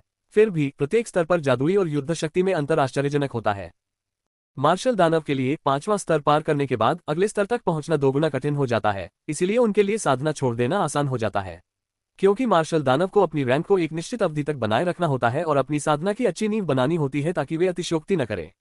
इससे बड़ी उपलब्धियां हासिल करना मुश्किल हो जाता है। हालांकि 7वें स्तर के दानव योद्धा बेहद भयंकर होते हैं, लेकिन उस स्तर तक पहुंचने वाले बहुत कम होते हैं। इसलिए आर्क महाद्वीप के कई प्रतिभाशाली लोग सोचते हैं कि वे मार्शल दानव बन सकते हैं, लेकिन अंत में उनमें से अधिकांश 5वें चरण में ही रुक जाते हैं, क्योंकि 6ठे स्तर तक पहुंचने के साधन नहीं होते। परिणामस्वरूप केवल कुछ ही लोग 6ठे स्तर तक पहुंच पाते हैं, और यदि पहुंच भी जाए तो 7वें स्तर तक पहुंचने के लिए चमत्कार की आवश्यकता हो सकती है। अब आर्क महाद्वीप पर लोग मार्शल दानवों की प्रतिभाओं के बारे में जानते हैं। यदि कोई व्यक्ति किसी विशेष प्रकार की शक्ति में पर्याप्त समय और संसाधनों के साथ साधना करे तो वह आसानी से 8वें स्तर का विशेषज्ञ बन सकता है। लेकिन मार्शल दानवों की विशेष साधना के कारण वे वास्तव में कई महारतों के साथ 6ठे या 7वें स्तर तक पहुंच सकते हैं। अंतरिक्ष में इन मरे हुओं को कई उन्नयन प्राप्त हुए हैं। अब वे झाओ की तरह 7वें स्तर की शक्ति वाले हैं, लेकिन इसी कारण वे केवल जादू आधारित हमलों का उपयोग कर सकते हैं। उनकी हाथापाई की क्षमता बहुत मजबूत नहीं है। उन्होंने न तो युद्धची का अध्ययन किया है और न ही शस्त्रकला का, और वे केवल अपनी सहज प्रवृत्ति के आधार पर युद्ध कर सकते हैं। कैरियन दलदल से निकले इन जादुई जीवों को मांस और खून मिल गया है, लेकिन युद्ध कौशल के मामले में ये मरे हुए जीव बेहद भयानक हैं। ये जीव जन्म से ही योद्धा थे और मृत्यु के बाद इन्हें नया जीवन मिला।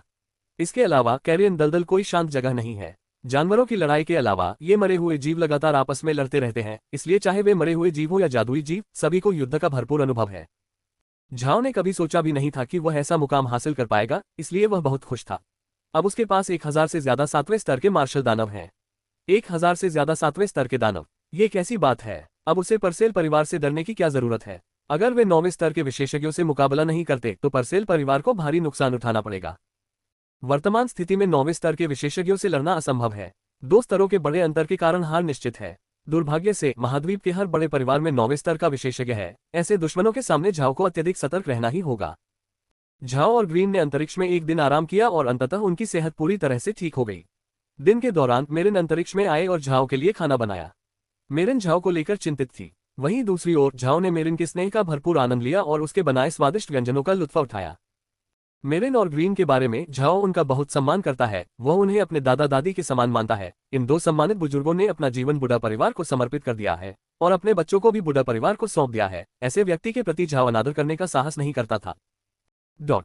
झाओ को कासा शहर छोड़े 5 दिन हो चुके हैं, लेकिन उसके भंडार में 22 मौसमों की रोपाई और कटाई के बराबर तेल वाले फल और मूली मौजूद हैं। इससे भी ज्यादा आश्चर्यजनक बात यह है कि उसके क्षेत्र के प्रत्येक म्यू में 8000 जिन, एक जिन इक्वल 0.5 किलोग्राम जादुई मूली पैदा होती है। दूसरे शब्दों में उसके पास लौरा के साथ लंबे समय तक व्यापार करने के लिए पर्याप्त मूली है। चारागाह में उन्हें 2000 वयस्क बड़े खरगोश भी मिले और जल्द ही वे बड़ी संख्या में खरगोश इकट्ठा कर सकते हैं। दूसरे शब्दों में वर्तमान में उनके पास 2000 बड़े खरगोश हैं, जिनमें से 1000 वयस्क हो चुके हैं। इतना ही नहीं, कुल मिलाकर उनके पास 100,000 खरगोश हैं। झाओ ने वास्तव में उस स्थान की प्रजनन क्षमता को कम आंका था। टेल नोट, उसके चरागाह में 1000 वयस्क जानवर और 1000 अपरिपक्व जानवर रह सकते हैं, इसलिए खरगोशों के परिपक्व होने के बाद वह उन्हें पहाड़ों के बीचों बीच ब्लैक वेस्टलैंड्स की गुफाओं में छोड़ देता है और उन्हें जादुई मूली के पत्ते भी खिलाता है। झाओ ने अंतरिक्ष में सब्जियां उगाना बंद कर दिया, क्योंकि लिका मैदानों में कीड़ों को बुलाने के बाद परसेल रियासत में भोजन की कमी हो जाएगी और भुखमरी फैल जाएगी। इसलिए झाओ कुछ मक्का बोने की तैयारी कर रहा है, जिसे बेचा जा सकता है। हालांकि झाओ परसेल परिवार को कीटों के प्रकोप से छुटकारा दिलाने की योजना बना रहा है, लेकिन वह ऐसी भयावह स्थिति नहीं पैदा करना चाहता जहां सभी लोग भूख से मर जाएं। लिका के मैदान परसेल परिवार के अधिकांश भोजन का उत्पादन करते हैं। इसलिए यदि लिका के मैदानों में फिर कभी उत्पादन नहीं हुआ तो भोजन की कमी के कारण परसेल परिवार पर भारी दबाव पड़ेगा।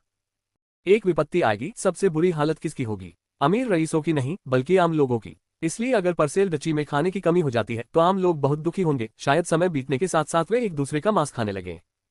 झाओ परसेल परिवार से सचमुच नफरत करता है, क्योंकि उन्होंने उसे इतनी परेशानी दी है, लेकिन वह अनगिनत मौतों का बोझ उठाने को तैयार नहीं है। भोजन की कमी कोई गंभीर समस्या नहीं लगती, लेकिन असल में ये सबसे बुरी समस्या है। इसके अलावा झाओ ने यह भी सोचा है कि अगर वह अपने द्वारा बोई गई मक्का से परसेल परिवार के खाद्य संकट को हल कर देता है तो उसे न केवल बहुत सारा पैसा मिलेगा, बल्कि वह माकी परिवार के दिल में लौरा की स्थिति को भी बढ़ा सकता है। इसलिए स्वाभाविक रूप से यदि झाओ मक्के के माध्यम से अपनी उपस्थिति दर्ज कराना चाहता है तो उसे केवल लोरा को ही इसे बेचना होगा ताकि वह परसेल परिवार में काफी अधिकार प्राप्त कर सके और उनके दिलों में उसकी स्वाभाविक स्थिति मजबूत हो सके। हालांकि अभी ये सिर्फ उम्मीदें हैं। झाओ को यकीन नहीं है कि सब कुछ उसके मन मुताबिक ही होगा, क्योंकि परसेल परिवार के पास कई अन्य बड़े फार्म हैं। ये बड़े फार्म कम समय में बड़ी मात्रा में भोजन का उत्पादन करने में सक्षम है, इसलिए संभवतः ये बड़े फार्म खाद्य कमी की समस्या को हल करने में सक्षम है। अगली शाम झाओ और ग्रीन अंतरिक्ष से बाहर आए। ग्रीन झाओ को विंडब्रेक जोन से गुजरते हुए लिका मैदान में ले गए। लिका के मैदान में प्रवेश करते ही झाओ दंग रह गया। उसका जन्म उत्तरी चीन में हुआ था, जहां अनेक मैदान थे, लेकिन उस समय चीन की जनसंख्या बहुत अधिक थी, वहां अनेक लोग दिखाई देते थे। लेकिन इसके विपरीत यहाँ केवल कच्चे अनाज के हरे भरे खेत ही दिखाई देते थे, न कोई इंसान, न घर, न पेड़। यह दृश्य सचमुच चौंकाने वाला था। ग्रीन भी हैरान रह गए। उन्होंने कहा, यह बहुत सुंदर है, बहुत शानदार है। मैंने कभी नहीं सोचा था कि इस तरह का दृश्य वृक्षारोपण से बनाया जा सकता है। झाओ भी संभल गए और बोले, ये कुछ भी नहीं है। समय बीतने के साथ हम इस काली बंजर भूमि को इससे भी अधिक सुंदर चीज में बदल देंगे। इस मैदान की तुलना में ब्लैक वेस्टलैंड की भूमि कहीं अधिक विशाल है। यदि इसमें सुधार होता है तो संभवतः वहां का दृश्य यहाँ से भी अधिक भयावह होगा। अब आसमान अंधेरा हो चुका था, फिर भी झाओ और ग्रीन ने अराजकता का माहौल नहीं बनाया। वे बस चारों ओर देख रहे थे और खेतों में स्थिति का सावधानीपूर्वक निरीक्षण कर रहे थे। लिका के मैदान में कोई आम लोग नहीं रहते। वहीं दूसरी ओर इस मैदान में कई गांव बसे हैं, जिनमें से अधिकतर में फूस की छतों वाली झोपड़ियां हैं। इन घरों में गुलाम रहते हैं और ऐसा लगता है जैसे कोई प्रबंधक उनकी देखभाल कर रहा हो। मैदान में दर्जनों गुलाम फैले हुए हैं, जो परसेल परिवार की सेवा करते हुए अपना जीवन व्यतीत करते हैं। हालांकि झाओ और ग्रीन ने यह भी गौर किया कि इन गुलामों का जीवन स्तर बाहर के अन्य गुलामों की तुलना में विलासितापूर्ण है। वे आटे से बने व्यंजन खाते हैं और उनके कपड़े भी पूर्ण होते हैं। अन्य जगहों के गुलामों के विपरीत उन्हें समूहों में नहीं बांटा जाता, बल्कि परिवारों में रखा जाता है। अगर उनके शरीर पर निशान न होते तो वे आम लोगों जैसे ही दिखते। अध्याय 137 कीट संकट। दरअसल ये बिल्कुल वैसा ही है जैसा झाओ ने कल्पना की थी, ठीक ब्लैक वेस्ट की तरह। झाओ कभी किसी को उनका प्रबंधन करने के लिए नहीं भेजेगा, बल्कि वह गुलामों को गांव बसाने देगा और उन्हें सामान्य नागरिकों के रूप में अपनी पहचान फिर से हासिल करने देगा। ऐसा लगता है कि परसेल परिवार भी इस बात को समझता है। घोड़े को दौड़ाने के लिए उसे चरने देना पड़ता है। गुलामों को दूसरे गुलामों से बेहतर जीवन दो, उन्हें अपना परिवार बसाने दो और उन्हें संतान पैदा करने दो।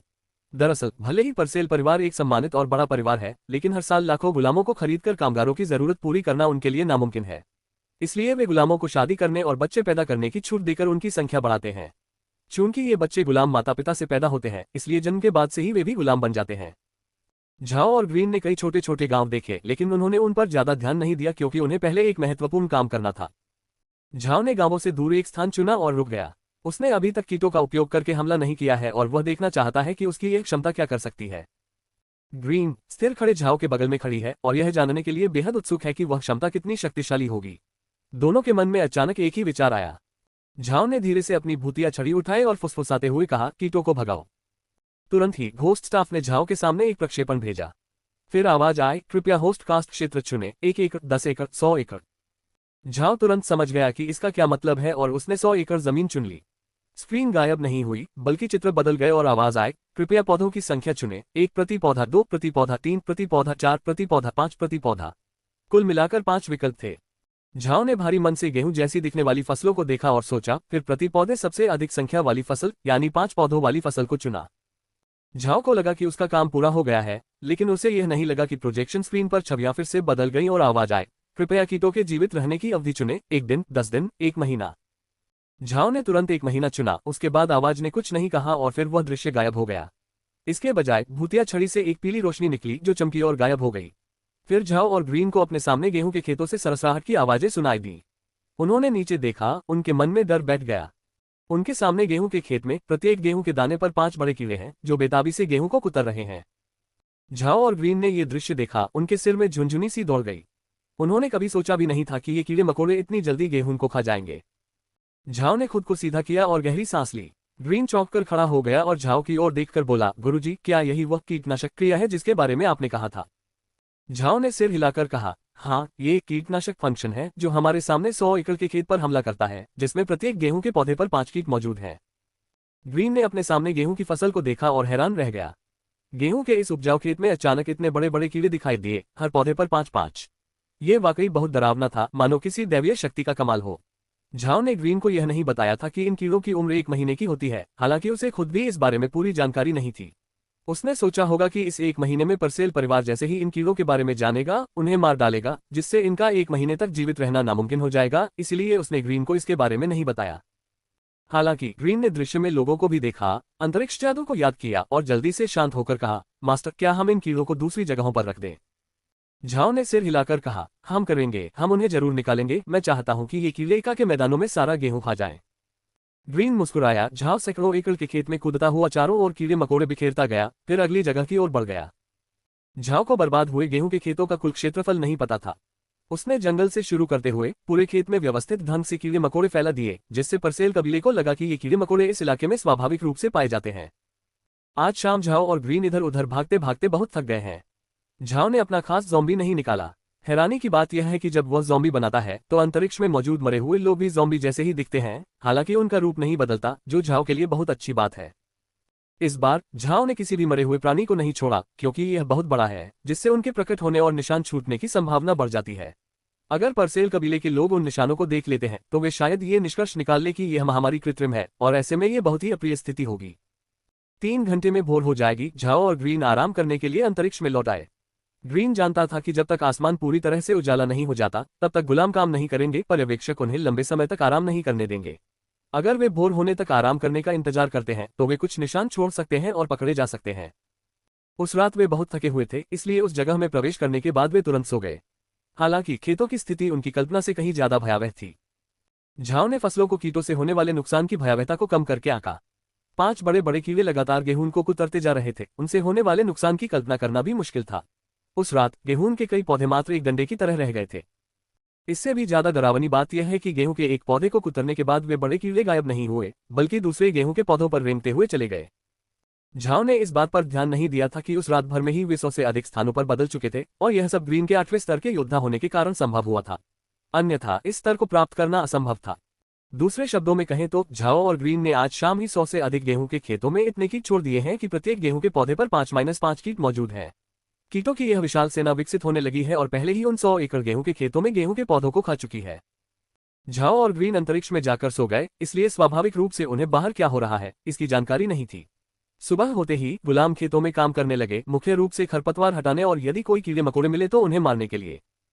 फिलहाल खेती का मौसम व्यस्त दौर में नहीं है, इसलिए खेतों का निरीक्षण करने जाते समय दास निश्चिंत रहते हैं। झाओ ने उस जमीन पर कीड़ों को छोड़ दिया था। जब एक गुलाम ने निरीक्षण करना शुरू किया तो वह मूर्ख लग रहा था, उसके सिर में झुनझुनी हो रही थी। बड़े बड़े कीड़े गेहूं के छोटे पौधों को कुतर रहे थे, जिससे लगभग कोई भी पूरा पौधा नहीं बचा था, केवल एक हरा तिनका ही रह गया था। गुलामों की तो बात ही छोड़िए, पर्यवेक्षक भी मूर्खतापूर्ण ढंग से उस दृश्य को देख रहे थे। उन्हें विश्वास नहीं हो रहा था कि वे क्या देख रहे हैं, ये तो बहुत ही भयानक था।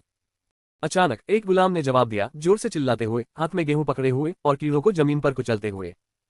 उस गुलाम की इस हरकत के बाद अन्य गुलामों ने उन कीड़ों को जमीन पर पटकना और अपने पैरों से कुचलना शुरू कर दिया। पर्यवेक्षक का चेहरा गंभीर हो गया है, चेहरे पर उदासी छाई हुई है, वह चारों ओर देखता है। वह गुलामों के साथ कीटों को मारने नहीं गया, बल्कि मुड़कर अपने गांव की ओर भाग गया। उस छोटे से गांव में जंगली जानवरों को पाला जा रहा है। इनका उपयोग आमतौर पर खेती के लिए किया जाता है, लेकिन आपात स्थिति में संदेश पहुंचाने के लिए भी किया जा सकता है। पर्यवेक्षक ने देखा कि ये कीड़े सिर्फ एक छोटे से इलाके तक ही सीमित नहीं थे। उन्होंने चारों ओर देखा और पाया कि गेहूं के खेतों का एक बड़ा हिस्सा इन कीड़ों की चपेट में आ चुका था। नुकसान की सही मात्रा का तो पता नहीं, लेकिन एक बात निश्चित है कि अगर इन कीटों को जल्द से जल्द नियंत्रित नहीं किया गया तो इका के मैदानी इलाकों में अनाज की पैदावार में भारी कमी आएगी। पर्यवेक्षक को यह नहीं पता है कि उसकी तरह इका मैदानों के आसपास के कई पर्यवेक्षक पहले से ही यही काम कर रहे हैं। परसेल कबीले के रिले स्टेशन की ओर दौड़ने के लिए जंगली जानवरों पर सवार हैं। दासों द्वारा कीटों के प्रकोप को रोकने के लिए इतनी मेहनत करने का कारण यह है कि यदि उनकी अनाज की फसल कम हो जाती है तो उन्हें मिलने वाले भोजन की मात्रा भी कम हो जाएगी। परिणामस्वरूप उनका जीवन भी अच्छा नहीं रहेगा। भोजन कम होने से वे दुखी भी होंगे। प्रत्येक गांव में परसेल कबीले द्वारा स्थापित एक संदेशवाहक केंद्र होता है। यह एक छोटे सराय की तरह होता है, जिसका उपयोग आमतौर पर संदेशवाहक केंद्रों के रूप में किया जाता है। यह वह स्थान भी है जहां दासों को सहायता प्रदान की जाती है और फसल कटाई के समय इसका उपयोग अन्न भंडार के रूप में किया जाता है। इस तरह परसेल कबीला पूरे इका मैदानी इलाके पर अपना नियंत्रण रखता है। जब भी किसी तरह की परेशानी का आभास होता है वे तुरंत खबर हासिल कर लेते हैं। टिप्पणियां। इस अध्याय का अनुवाद और संपादन पूरी तरह से मेरे द्वारा किया गया है। कृपया रचनात्मक आलोचना और सुझावों के लिए टिप्पणी छोड़ें। धन्यवाद। कृपया अनुवादक या लेखक की अनुमति के बिना इस सामग्री की प्रतिलिपि न बनाएं। अगर आपको यह उपन्यास पसंद आया हो तो कृपया लेखक का समर्थन करें। नेट रिले स्टेशन का स्टेशन मास्टर था। परसेल कबीले में ये पद बहुत ही लाभप्रद था। स्टेशन मास्टर दासों को सहायता वितरित करता था और आवश्यकता पड़ने पर फसल का एक हिस्सा काट लेता था। इसके अलावा वह कम से कम 12 विंड चेजिंग हॉर्स या फ्लेम कोल्ट्स, एक प्रकार का घोड़ा, पालने के लिए भी जिम्मेदार था, जिनका उपयोग रिले स्टेशनों के बीच संदेश पहुंचाने के लिए किया जाता था। इन घोड़ों का चारा आम जंगली जानवरों के चारे से कहीं अधिक परिष्कृत होता था। यही चारा नेट अक्सर गबन करता था। एका मैदानों के रिले स्टेशन की स्थिति पूरे रियासत में एक आम घटना थी। इसे लगभग एक खुला रहस्य माना जाता था, क्योंकि स्टेशन मास्टर आमतौर पर कबीले के सदस्य होते थे जो गबन के माध्यम से कई लाभ कमाते थे। हालांकि परसेल परिवार इस स्थिति को ठीक से नहीं संभाल रहा था। इसका मतलब यह नहीं है कि उन्हें कोई परवाह नहीं है। जब तक रिले स्टेशन का सामान्य संचालन जारी रहा और मरने वाले गुलामों की संख्या न्यूनतम रही, तब तक वे इस बारे में कुछ नहीं कहेंगे। यदि इन शर्तों का पालन नहीं किया गया तो परिवार कड़ी सजा देगा। इसी कारणवश यद्यपि यह एक मामूली काम था, फिर भी यह एक आकर्षक पद था। कई वर्षों तक स्टेशन मास्टर के रूप में काम करने से आपको वृद्धावस्था में पेंशन भोगी के रूप में कासा शहर लौटने का अवसर भी मिलेगा। परसेल परिवार की विदेशी गृहस्वामी के भतीजे होने के नाते नेट की यह स्थिति इसलिए तय की गई थी क्योंकि उसमें एक कुशल चिकित्सक के रूप में प्रतिभा की कमी थी। ऐसा इसलिए किया गया ताकि वह कुछ सोने के सिक्के कमा सके और कासा शहर में आरामदेह सेवानिवृत्ति जीवन व्यतीत कर सके। हालांकि रिले स्टेशन की दैनिक जिम्मेदारी के कारण वह अक्सर कासा सिटी नहीं जा पाता था, फिर भी उसका जीवन सुखमय था। वह जानता था कि उसमें इस क्षेत्र में निपुणता की कमी है, इसलिए उसने इस क्षेत्र में आगे बढ़ने के बारे में नहीं सोचा। वह बस कुछ और वर्षों तक ये काम करना चाहता था ताकि वह कासा सिटी में आराम से सेवानिवृत्त हो सके। नेट अपने कबीले के बारे में सोचकर मुस्कुराया जो कासा सिटी में रहता है। 6 साल पहले उसकी पत्नी उसके साथ यही रिले स्टेशन में रहती थी, लेकिन बच्चे के जन्म के बाद वह उसे शिक्षा के लिए कासा सिटी ले गया। बच्चा अब कासा सिटी डेमन मिलिट्री इंस्टीट्यूट में पढ़ता है। हालांकि बच्चा जादूगर नहीं बन सकता, लेकिन स्वस्थ शरीर होने के कारण वह एक अच्छा योद्धा बन सकता है। अपने शरारती बेटे के बारे में सोचते ही नेट खुश हो जाता है। वह कमरे से बाहर निकलते हुए एक गाना गुनगुना रहा था और सीधे रसोई में चला गया। उसने शराब का एक छोटा बर्तन और सब्जियों की 2 थालियां ली और फिर जोर से कहा, गार्सन, कैरल, आओ और अपने बड़े भाई के साथ 2 कप शराब पियो। गार्सन और कार्लो नेट के सहायक हैं। वे परसेल परिवार के कुछ बुजुर्गों के रिश्तेदार भी थे। नेट की तरह ही उनके पद भी सुनियोजित थे, जिसके कारण उन तीनों के बीच संबंध काफी अच्छे थे। अचानक उन्हें घोड़ों के खुरों की तेज आवाज सुनाई दी जो उनकी ओर आ रही थी। नेट एक पल के लिए चौंक गया, फिर उसने ध्यान से सुना कि आवाज कहां से आ रही है। आवाज परसेल कबीले के पुराने किले फोर्ट बेन्यू की दिशा से नहीं आ रही थी, बल्कि एका के मैदानों की दिशा से आ रही थी। उसका चेहरा उतर गया। अगर घोड़ों के खुरों की आवाज फोर्ट बेन्यू से आ रही होती तो उसे डर नहीं लगता। इसका मतलब था कि सामान उनके रिले स्टेशन तक पहुंचाया जाना था। उसे डर तो एका के मैदानों से आने वाली खुरों की आवाज से लगता था, क्योंकि इसका मतलब होता था कि कोई आपात स्थिति या दुर्घटना हो गई है। परसेल कबीले के लिए एका के मैदानी इलाके बहुत महत्वपूर्ण हैं, इसलिए चाहे कुछ भी हो जाए, परसेल कबीले को इसकी जानकारी तुरंत मिलनी चाहिए। नेट ने अपने हाथों में पकड़ी शराब की मटकी फेंक दी और तुरंत अपने 2 साथियों को निर्देश देते हुए कहा, जल्दी से आग के घोड़ों को तैयार करो, एका के मैदानों में कोई दुर्घटना हो सकती है। गार्सन और कार्लो एक पल के लिए स्तब्ध रह गए, फिर जल्दी से आगे बढ़े और घोड़ों को तैयार किया। वे जानते थे कि नेट 8 साल से स्टेशन मास्टर था। हालांकि उसे कोई पदोन्नति नहीं मिली थी, लेकिन एका मैदानों में कामकाज की उसकी गहरी समझ ने उन्हें बिना किसी झिझक के उसका अनुसरण करने के लिए प्रेरित किया। उनके चलने से ठीक पहले नेट का दिल बैठ गया। दूर क्षितिज पर उसने एक आदमी को अपने घोड़े को तेजी से चाबुक मारते हुए स्टेशन की ओर बढ़ते देखा। स्थिति को देखकर वह समझ गया कि मामला उसकी कल्पना से कहीं ज्यादा गंभीर था। जैसे ही वह आदमी गेट पर पहुंचा, नेट ने तुरंत पूछा, टाइम, क्या हुआ? पीले चेहरे वाले टाइम ने जवाब दिया, सीनियर नेट, मेरे जिले की हालत बहुत खराब है। इस समय बड़े पैमाने पर कीटों का प्रकोप फैला हुआ है। कृपया इसकी सूचना तुरंत कबीले को दें, अन्यथा इस वर्ष अनाज की पैदावार बहुत कम हो जाएगी। नेट दंग रह गया और उसे अपने विचारों को संजोने में कुछ समय लगा। फिर उसने कहा, कीड़ों का प्रकोप अचानक कैसे हो सकता है? पीले पड़े चेहरे वाले टाइम ने जवाब दिया, मुझे कुछ पता नहीं, कल तक सब कुछ सामान्य था, लेकिन आज सुबह हमने देखा कि बड़ी संख्या में बड़े बड़े सफेद कीड़े गेहूं के पौधों को कुतर रहे हैं। अगर इन्हें खत्म नहीं किया गया तो इसके परिणाम अकल्पनीय होंगे। अगर संभव हो तो मैं आशा करता हूं कि कबीला एक उच्च कोटि का जादूगर और 1000 योद्धाओं की सेना भेज सकता है। टाइम की बात सुनकर नेट चौंक गया। किसी कीट पतंग के प्रकोप से निपटने के लिए 100 योद्धाओं की मांग करना आम बात थी, लेकिन इस समय टाइम एक उच्च कोटि के जादूगर और 1000 सैनिकों की सेना की मांग कर रहा था। नेट ने टाइम की ओर देखा और कहा, क्या आप कह रहे हैं कि समस्या वाकई गंभीर है? टाइम मुस्कुराए और बोली, सीनियर नेट, इस समय स्थिति आपकी सोच से कहीं ज्यादा गंभीर है। मेरा सुझाव है कि कबीले को इस समस्या से निपटने के लिए एक रणनीतिक योजना तैयार करने के लिए कहा जाए। नेट चुपचाप सहमत हो गया। वह जानता था कि टाइम अतीत में परसेल कबीले का योद्धा था, घायल हुआ था और बाद में उसे पर्यवेक्षक के रूप में नियुक्त किया गया था। ठीक इसी अतीत के कारण नेट जानता था कि वह भरोसेमंद है। जब टाइम ने कहा कि एक रणनीतिक योजना की आवश्यकता है, तो इसका मतलब था कि समस्या वास्तव में गंभीर थी। सोच विचार करने के बाद नेट ने कहा, ठीक है, मैं ये खबर देने के लिए तुरंत फोर्ट बेन्यू के लिए रवाना हो जाता हूँ। तुम जल्दी वापस जाओ, जितनी जल्दी हो सके कीट नियंत्रण टीम का इंतजाम करो। टाइम मान गई और गांव की ओर तेजी से चल पड़ी। टाइम के जाते ही नेट ने गैरिसन और कार्लो को एका मैदानों के आसपास के विभिन्न रिले स्टेशनों तक खबर पहुंचाने का निर्देश दिया। तुरंत ही वे तीनों अलग अलग स्थानों की ओर तेजी से रवाना हो गए। नेट जानता था कि समस्या गंभीर है, इसलिए वह तेजी से फोर्ट बेन्यू की ओर चल पड़ा। नेट के रिले स्टेशन से फोर्ट बेन्यू तक घोड़े से जाने में 2 दिन लगते हैं। हालांकि आपातकालीन स्थिति में बिना आराम किए लगातार दौड़ते रहने पर एक दिन में भी वहां पहुंचा जा सकता है। फोर्ट बेन्यू एक प्राचीन किला था जहां हमेशा 3 वरिष्ठ अधिकारी, 5000 योद्धा और 150 जादूगर तैनात रहते थे। ये किला बड़ी संख्या में कबीले के सदस्यों और उनके सेवकों का घर भी था। इस प्रकार परसेल कबीला इस स्थान को अपने कबीले की नींव में से एक मानता है। किले में मौजूद 5000 योद्धाओं में से 2000 किले के अंदर तैनात थे। बाकी किले के बाहर बने सैन्य परिसरों में तैनात थे। ये सैन्य परिसर सूचना और संचार का केंद्र थे, जिनके जरिए किले के सभी हिस्सों में खबरें पहुंचाई जाती थीं। किले की दीवारें 2 किलोमीटर लंबी, 5 मीटर मोटी और 15 मीटर ऊंची थीं। रीगा घास से ढकी भूमि पर गहरी नींव पर दीवार का निर्माण किया गया था। सभी परतों को मजबूती से जोड़ा गया था और ऊपर से चावल के दूध की एक परत चढ़ाई गई थी, जिससे दीवार बेहद मजबूत हो गई थी। हालांकि यह किला वर्साई की रियासत का कोई प्रमुख शहर नहीं था, फिर भी यह अपेक्षाकृत व्यस्त स्थान था। भले ही परसेल परिवार व्यापार के मामले में बहुत सख्त था, फिर भी वर्साई की रियासत के काफी व्यापारी यहां अपना कारोबार लगाते थे। वर्तमान में फोर्ट बेन्यू में लगभग 5 मिलियन लोग रहते हैं। किले में रहने वाले लोग परसेल कबीले के सदस्य हैं, साथ ही कुछ ऐसे लोग भी हैं जिनके कबीले के साथ अच्छे संबंध हैं। आज फोर्ट बेन्यू में एक और सामान्य दिन जैसा लग रहा था। सुबह किले का दरवाजा खुला और उसके साथ ही व्यापार और व्यवसाय भी शुरू हो गए, जिससे किला काफी जीवंत हो उठा। दिन के अंत में पूरे किले में एक मधुर घंटी की आवाज सुनाई दी, जो किले के दरवाजे बंद होने का संकेत थी। हालांकि जब दरवाजे धीरे धीरे बंद हो रहे थे, तभी अचानक किले में एक तेज दौड़ते घोड़े की आवाज गूंज उठी। लोग आवाज की दिशा में देखने से खुद को रोक नहीं पाए। वह दिशा थी इका का मैदान। कुछ ही देर में एक ज्वाला में घोड़ा सवार के साथ प्रकट हुआ और चिल्लाने लगा, अत्यावश्यक रिपोर्ट, अत्यावश्यक रिपोर्ट, बंद मत करो। किले में रहने वाले लोग अच्छी तरह जानते थे कि वह व्यक्ति कोई संदेशवाहक है या किसी रिले स्टेशन पर काम करने वाला कोई व्यक्ति है। उन्होंने तुरंत दरवाजा बंद करना बंद कर दिया और धीरे धीरे उसे खोल दिया। जैसे ही संदेशवाहक द्वार पर पहुंचा, सींग वाले हेलमेट पहने 2 रक्षकों ने उसका स्वागत किया।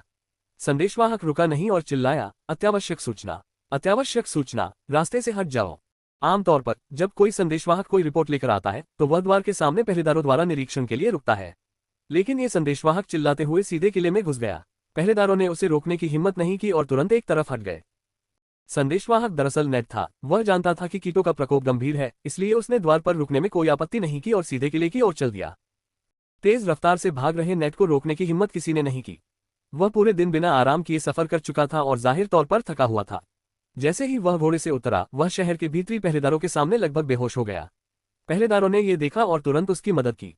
टिप्पणियां। पिछले अध्याय में टाइन उस छोटे से गांव की पर्यवेक्षक थी। मैंने फॉन्ट और फॉन्ट साइज बदल दिया है। मुझे उम्मीद है कि आप लोग इसके बारे में क्या सोचते हैं। धन्यवाद। इस अध्याय का अनुवाद और संपादन पूरी तरह से मेरे द्वारा किया गया है। कृपया रचनात्मक आलोचना और सुझावों के लिए टिप्पणी छोड़ें। धन्यवाद। कृपया अनुवादक या लेखक की अनुमति के बिना इस सामग्री की प्रतिलिपि न बनाएं। अगर आपको यह उपन्यास पसंद आया हो तो कृपया लेखक का समर्थन करें। परसेल कबीले द्वारा भेजी गई कीट नियंत्रण सेना को उन स्थानों पर भेजा गया जहां झाओ और ग्रीन ने कीट फैलाए थे। उन्हें एक निर्धारित क्षेत्र सौंपा गया था। गुलामों से बनी कीट नियंत्रण टीमों की विस्तृत कार्रवाइयों को उनके संबंधित जिला रिले स्टेशनों पर दर्ज किया जाता था। इस तरह रिपोर्टें रिले स्टेशनों से परसेल कबीले तक आसानी से पहुंचाई जाती थीं। इस बीच नेट को फोर्ट बेन्यू में ही छोड़ दिया गया, क्योंकि वह जादूगरों और योद्धाओं से बनी कीट नियंत्रण सेना को धीमा कर देगा, जिनका साधना स्तर उससे कहीं अधिक था। सामान्यतः कबीले के लोग कीटों के प्रकोप के मामले में एक जादूगर, और वह भी 5 जादूगरों को नहीं भेजते। लेकिन अब स्थिति अलग थी। इन जादूगरों के पास एकल हमला कौशल का कोई खास भंडार नहीं था, लेकिन उनके पास व्यापक प्रभाव वाले हमले करने की उत्कृष्ट क्षमता थी। सामान्य कीटों के प्रकोप की स्थिति में वे कई जादुई कौशलों का उपयोग करके तुरंत प्रकोप को नियंत्रित कर सकते थे। हालांकि वहां पहुंचने पर वे ये देखकर दंग रह गए कि खेत किसी युद्ध क्षेत्र में तब्दील हो चुके थे। ऐसा लग रहा था मानो गुलामों और कीटों के बीच युद्ध छिड़ा हो। हालांकि वे सिर्फ गुलाम थे, फिर भी कीटों से लड़ते हुए उनकी क्रूरता देखकर आश्चर्य हुआ। मैदान में हर जगह उन्हें एक ही दृश्य दिखाई दे रहा था। बड़े बड़े मोटे कीड़े गेहूं के पौधों को कुतर रहे थे, जबकि गुलाम सामने दिख रहे हर कीट पर हमला करके उन्हें कुचल कर मार रहे थे। कुछ गुलाम तो पीले पड़ गए थे और लेटे हुए थे। वे स्पष्ट रूप से थके हुए थे और बेहोश हो गए थे। कीट नियंत्रण दल ने जैसे जैसे निरीक्षण किया, दूर दराज के खेतों के दृश्य देखकर वे एक बार फिर आश्चर्यचकित रह गए। नेट के जिले के साथ साथ ऐसा प्रतीत होता है कि कई अन्य जिले भी प्रभावित हुए थे। दल को इस बात का अंदाजा भी नहीं था कि नुकसान कितना बड़ा था।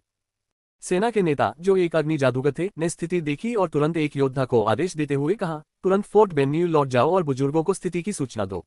उनसे कहो कि आपातकाल का स्तर उच्चतम कर दें और तुरंत और अधिक सहायता की मांग करें, अन्यथा इस वर्षिका के मैदानों से कोई फसल नहीं होगी। वह योद्धा कीट नियंत्रण सेना में एक टीम लीडर था, जो 6ठे स्तर का योद्धा अभ्यासी था और तुरंत फोर्ट बेन्यू की ओर दौड़ पड़ा। मुख्य जादूगर ने तुरंत सेना को कीटनाशक अभियान शुरू करने का आदेश नहीं दिया, बल्कि वह मुड़कर एक आदेश देने लगा। उसने कहा, सभी लोग गेहूं के पौधों से 50 मीटर पीछे हटकर 10 गुना 10 मीटर का सुरक्षा घेरा बना ले। विंग, जाओ और घायल या थके हुए गुलामों का इलाज करो। उसके बाद उन्हें सुरक्षा घेरा बनाने में मदद करने का आदेश दो। संदेशवाहक दल इका के मैदानों में जहां कीटों का प्रकोप था, वहां जाकर उन्हें यह आदेश पहुंचाओ। संदेशवाहक दल ने तुरंत आदेश का पालन किया, अपने घोड़ों पर सवार होकर अलग अलग स्थानों पर चले गए। इसी बीच अन्य योद्धा तुरंत युद्ध क्षेत्र में पहुंच गए। उसी समय जल जादूगर विंग उस क्षेत्र में गया जहां बेहोश और घायल गुलाम पड़े थे। सेनापति ने सब कुछ अपने निर्देशों के अनुसार होते देख धीमी आवाज में कई मंत्रों का जाप करना शुरू कर दिया। अचानक एक सर्प सैलामेंडर प्रकट हुआ और तुरंत खेतों की ओर उड़ गया और सुरक्षा क्षेत्र में अपनी स्थिति बना ली। अन्य जादूगरों ने भी उन खेतों पर अपनी जादुई शक्तियां आजमाना शुरू कर दिया जो कीटों से बुरी तरह प्रभावित थे, जबकि उन्होंने उन खेतों को नुकसान पहुंचाने से परहेज किया जो पहले से ही कीटों से सुरक्षित थे। जिस सहजता से उन्होंने सेना को निर्देश दिए, उसे देखकर लगता है कि नेता कीटों के प्रकोप से निपटने में बहुत अनुभवी हैं। फिर सेना के बाकी योद्धाओं ने भी अपने हथियार निकाल लिए और 10 गुना 10 मीटर का बफर जोन बनाना शुरू कर दिया। चूंकि बफर जोन चौड़ा था, इसलिए गेहूं के खेतों को बर्बाद होने से बचाना मुश्किल था। दुर्भाग्यवश इन जादूगरों को ये पता नहीं था कि कीटों का प्रकोप कृत्रिम रूप से उत्पन्न किया गया था और उन्होंने कीटों को नष्ट करने के सामान्य तरीके से हमला करना शुरू कर दिया। यह तरीका सामान्य कीटों के प्रकोप के मामलों में तो बेहद कारगर था, लेकिन अब उन्होंने पाया कि इन कीटों के खिलाफ उनका तरीका कारगर नहीं था। झाओ और ग्रीन आज ज्यादा थके हुए नहीं थे, लेकिन फिर भी हवा से बचाव वाले क्षेत्रों में पहुंचने के बाद उन्होंने अंतरिक्ष में वापस जाने का फैसला किया। बाहर की गतिविधियों को लेकर चिंतित होने के कारण उन्होंने स्क्रीन का उपयोग करके 500 मीटर के दायरे में हो रही घटनाओं का अवलोकन किया। उन्होंने जो देखा वह उनकी कल्पना से परे था। वे बड़े बड़े कीड़े गेहूं को इतनी तेजी से कुतर रहे थे कि यह स्वाभाविक लग रहा था और केवल डंठल ही बच रहा था।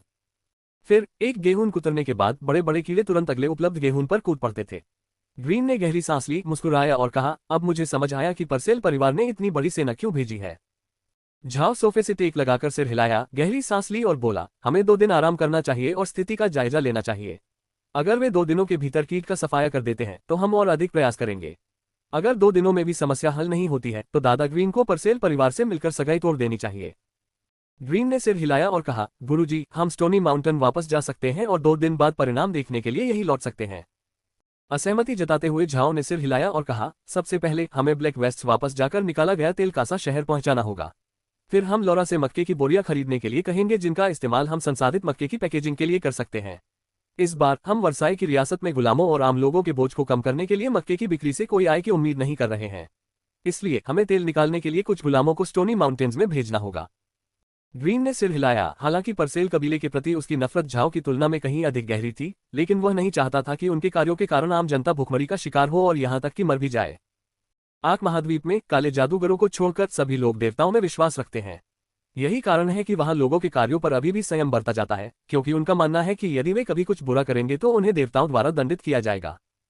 समझौता होने के बाद वे ब्लैक वेस्ट में स्थित महल में लौट आए, जहां अब एक विशाल मक्का प्रसंस्करण संयंत्र पूरे समय कार्यरत है। मक्का को 2 तरीकों से संसाधित किया जाता था। पहला तरीका, जिसे उत्तरी लोग मक्का कहते थे, जिसमें वे भुट्टे के छिलके उतारकर उसे खाने योग्य बनाते थे। दूसरा तरीका था मक्का का आटा बनाना। यह मक्का को पीसकर किया जाता था, जो अपेक्षाकृत कठिन प्रक्रिया थी। इसी आटे से मक्के का आटा तैयार किया जाता था। मक्का के प्रसंस्करण में तेजी लाने के लिए झाओ ने पथरीले पहाड़ों में तैनात बड़ी संख्या में मरे हुओं को वापस बुला लिया है। मरे हुओं को आराम की आवश्यकता नहीं होती और वे लगातार काम कर सकते हैं, इसलिए झाओ को विश्वास था कि इका मैदानों में फैले संक्रमण के प्रभाव के प्रकट होने की स्थिति में वह वर्साई की रियासत की जरूरतों को पूरा कर सकता है। चूंकि गुलामों की काम करने की क्षमता सीमित थी, इसलिए उन्हें प्रसंस्करण के तकनीकी भागों में लगाया जाता था, जबकि मरे हुए लोग अन्य सभी शारीरिक रूप से संबंधित काम करते थे। इसके अलावा झाओ को उस स्थान पर 100 जंगली जानवरों को पालना पड़ा, जिनमें से 10 का उपयोग माल ढुलाई के लिए गाड़ियां खींचने के लिए किया जाएगा, जबकि बाकी का उपयोग चक्की से पीसने से संबंधित मामलों में सहायता के लिए किया जाएगा। वहां कुल 10 चक्की के पत्थर और 20 रोलर थे, जो सामान्य प्रसंस्करण कार्यक्रम के लिए अपर्याप्त थे। इसलिए झाओ ने सभी पुरुष दासों को पिसाई प्रक्रिया पर ध्यान केंद्रित करने का आदेश दिया और अन्य चरणों के लिए मरे हुए लोगों को नियुक्त किया। इन सब झंझटों से निपटने के कारण झाओ 2 दिनों के बाद इका मैदानों की स्थिति का जायजा नहीं ले पाया। इसके अलावा उसके पास ज्यादा लोग भी उपलब्ध नहीं थे, क्योंकि उन्हें पहले ही अलग अलग कार्यों में लगा दिया गया था, जैसे कि ब्लैक वेस्ट और स्टोनी माउंटेन की सुरक्षा। तब झाओ ने स्टोनी माउंटेन की रक्षा कर रहे मरे हुओं की संख्या आधी करने का फैसला किया और मरे हुओं में परिवर्तित साधारण भारे के सैनिकों को ब्लैक वेस्ट में भेज दिया। इसके बाद झाओ ने कैरियन स्वैम्प में मौजूद ड्रंक से संपर्क किया और वहां की स्थिति के बारे में पूछताछ की। ड्रंक ने एक संदेश भेजा जिसमें बताया गया था कि कैरियन स्वैम्प वास्तव में केवल एक दलदल नहीं था। वहां ऐसे स्थान थे जो द्वीपों की तरह दिखते थे, जहां पेड़ उगते थे और कुछ जादुई जीव रहते थे। ड्रंक की टीम ने एक छोटे से द्वीप पर कब्जा कर लिया था। उन्होंने इसे अपना अड्डा बनाया और कमजोर और निम्न स्तर के जादुई जीवों को पकड़ने के साथ साथ वहां उगने वाले पौधों के बीज इकट्ठा करने का काम किया। इस समय ड्रांट की टीम सीमा से कुछ 100 मील दूर कैरियन दलदल में काफी अंदर तक पहुंच चुकी थी और अंदर जाना काफी मुश्किल लग रहा था, इसलिए उन्होंने पहले से जमा की गई सामग्री को पहुंचाने की तैयारी की। झाओ ने ड्रंट के फैसले से सहमति जताई। परसेल कबीले के खतरों की तुलना में कैरियन दलदल कहीं अधिक खतरनाक था। आखिरकार अगर परसेल कबीला उन पर हमला भी कर दे तो वे अंतरिक्ष में छिप सकते थे। कैरियन दलदल के खतरे के मामले में ऐसा नहीं था। यदि वे आने वाली पीढ़ियों तक ब्लैक वेस्ट्स में रहना चाहते हैं तो उन्हें कैरियन स्वैम्प द्वारा उत्पन्न समस्या का समाधान करना चाहिए।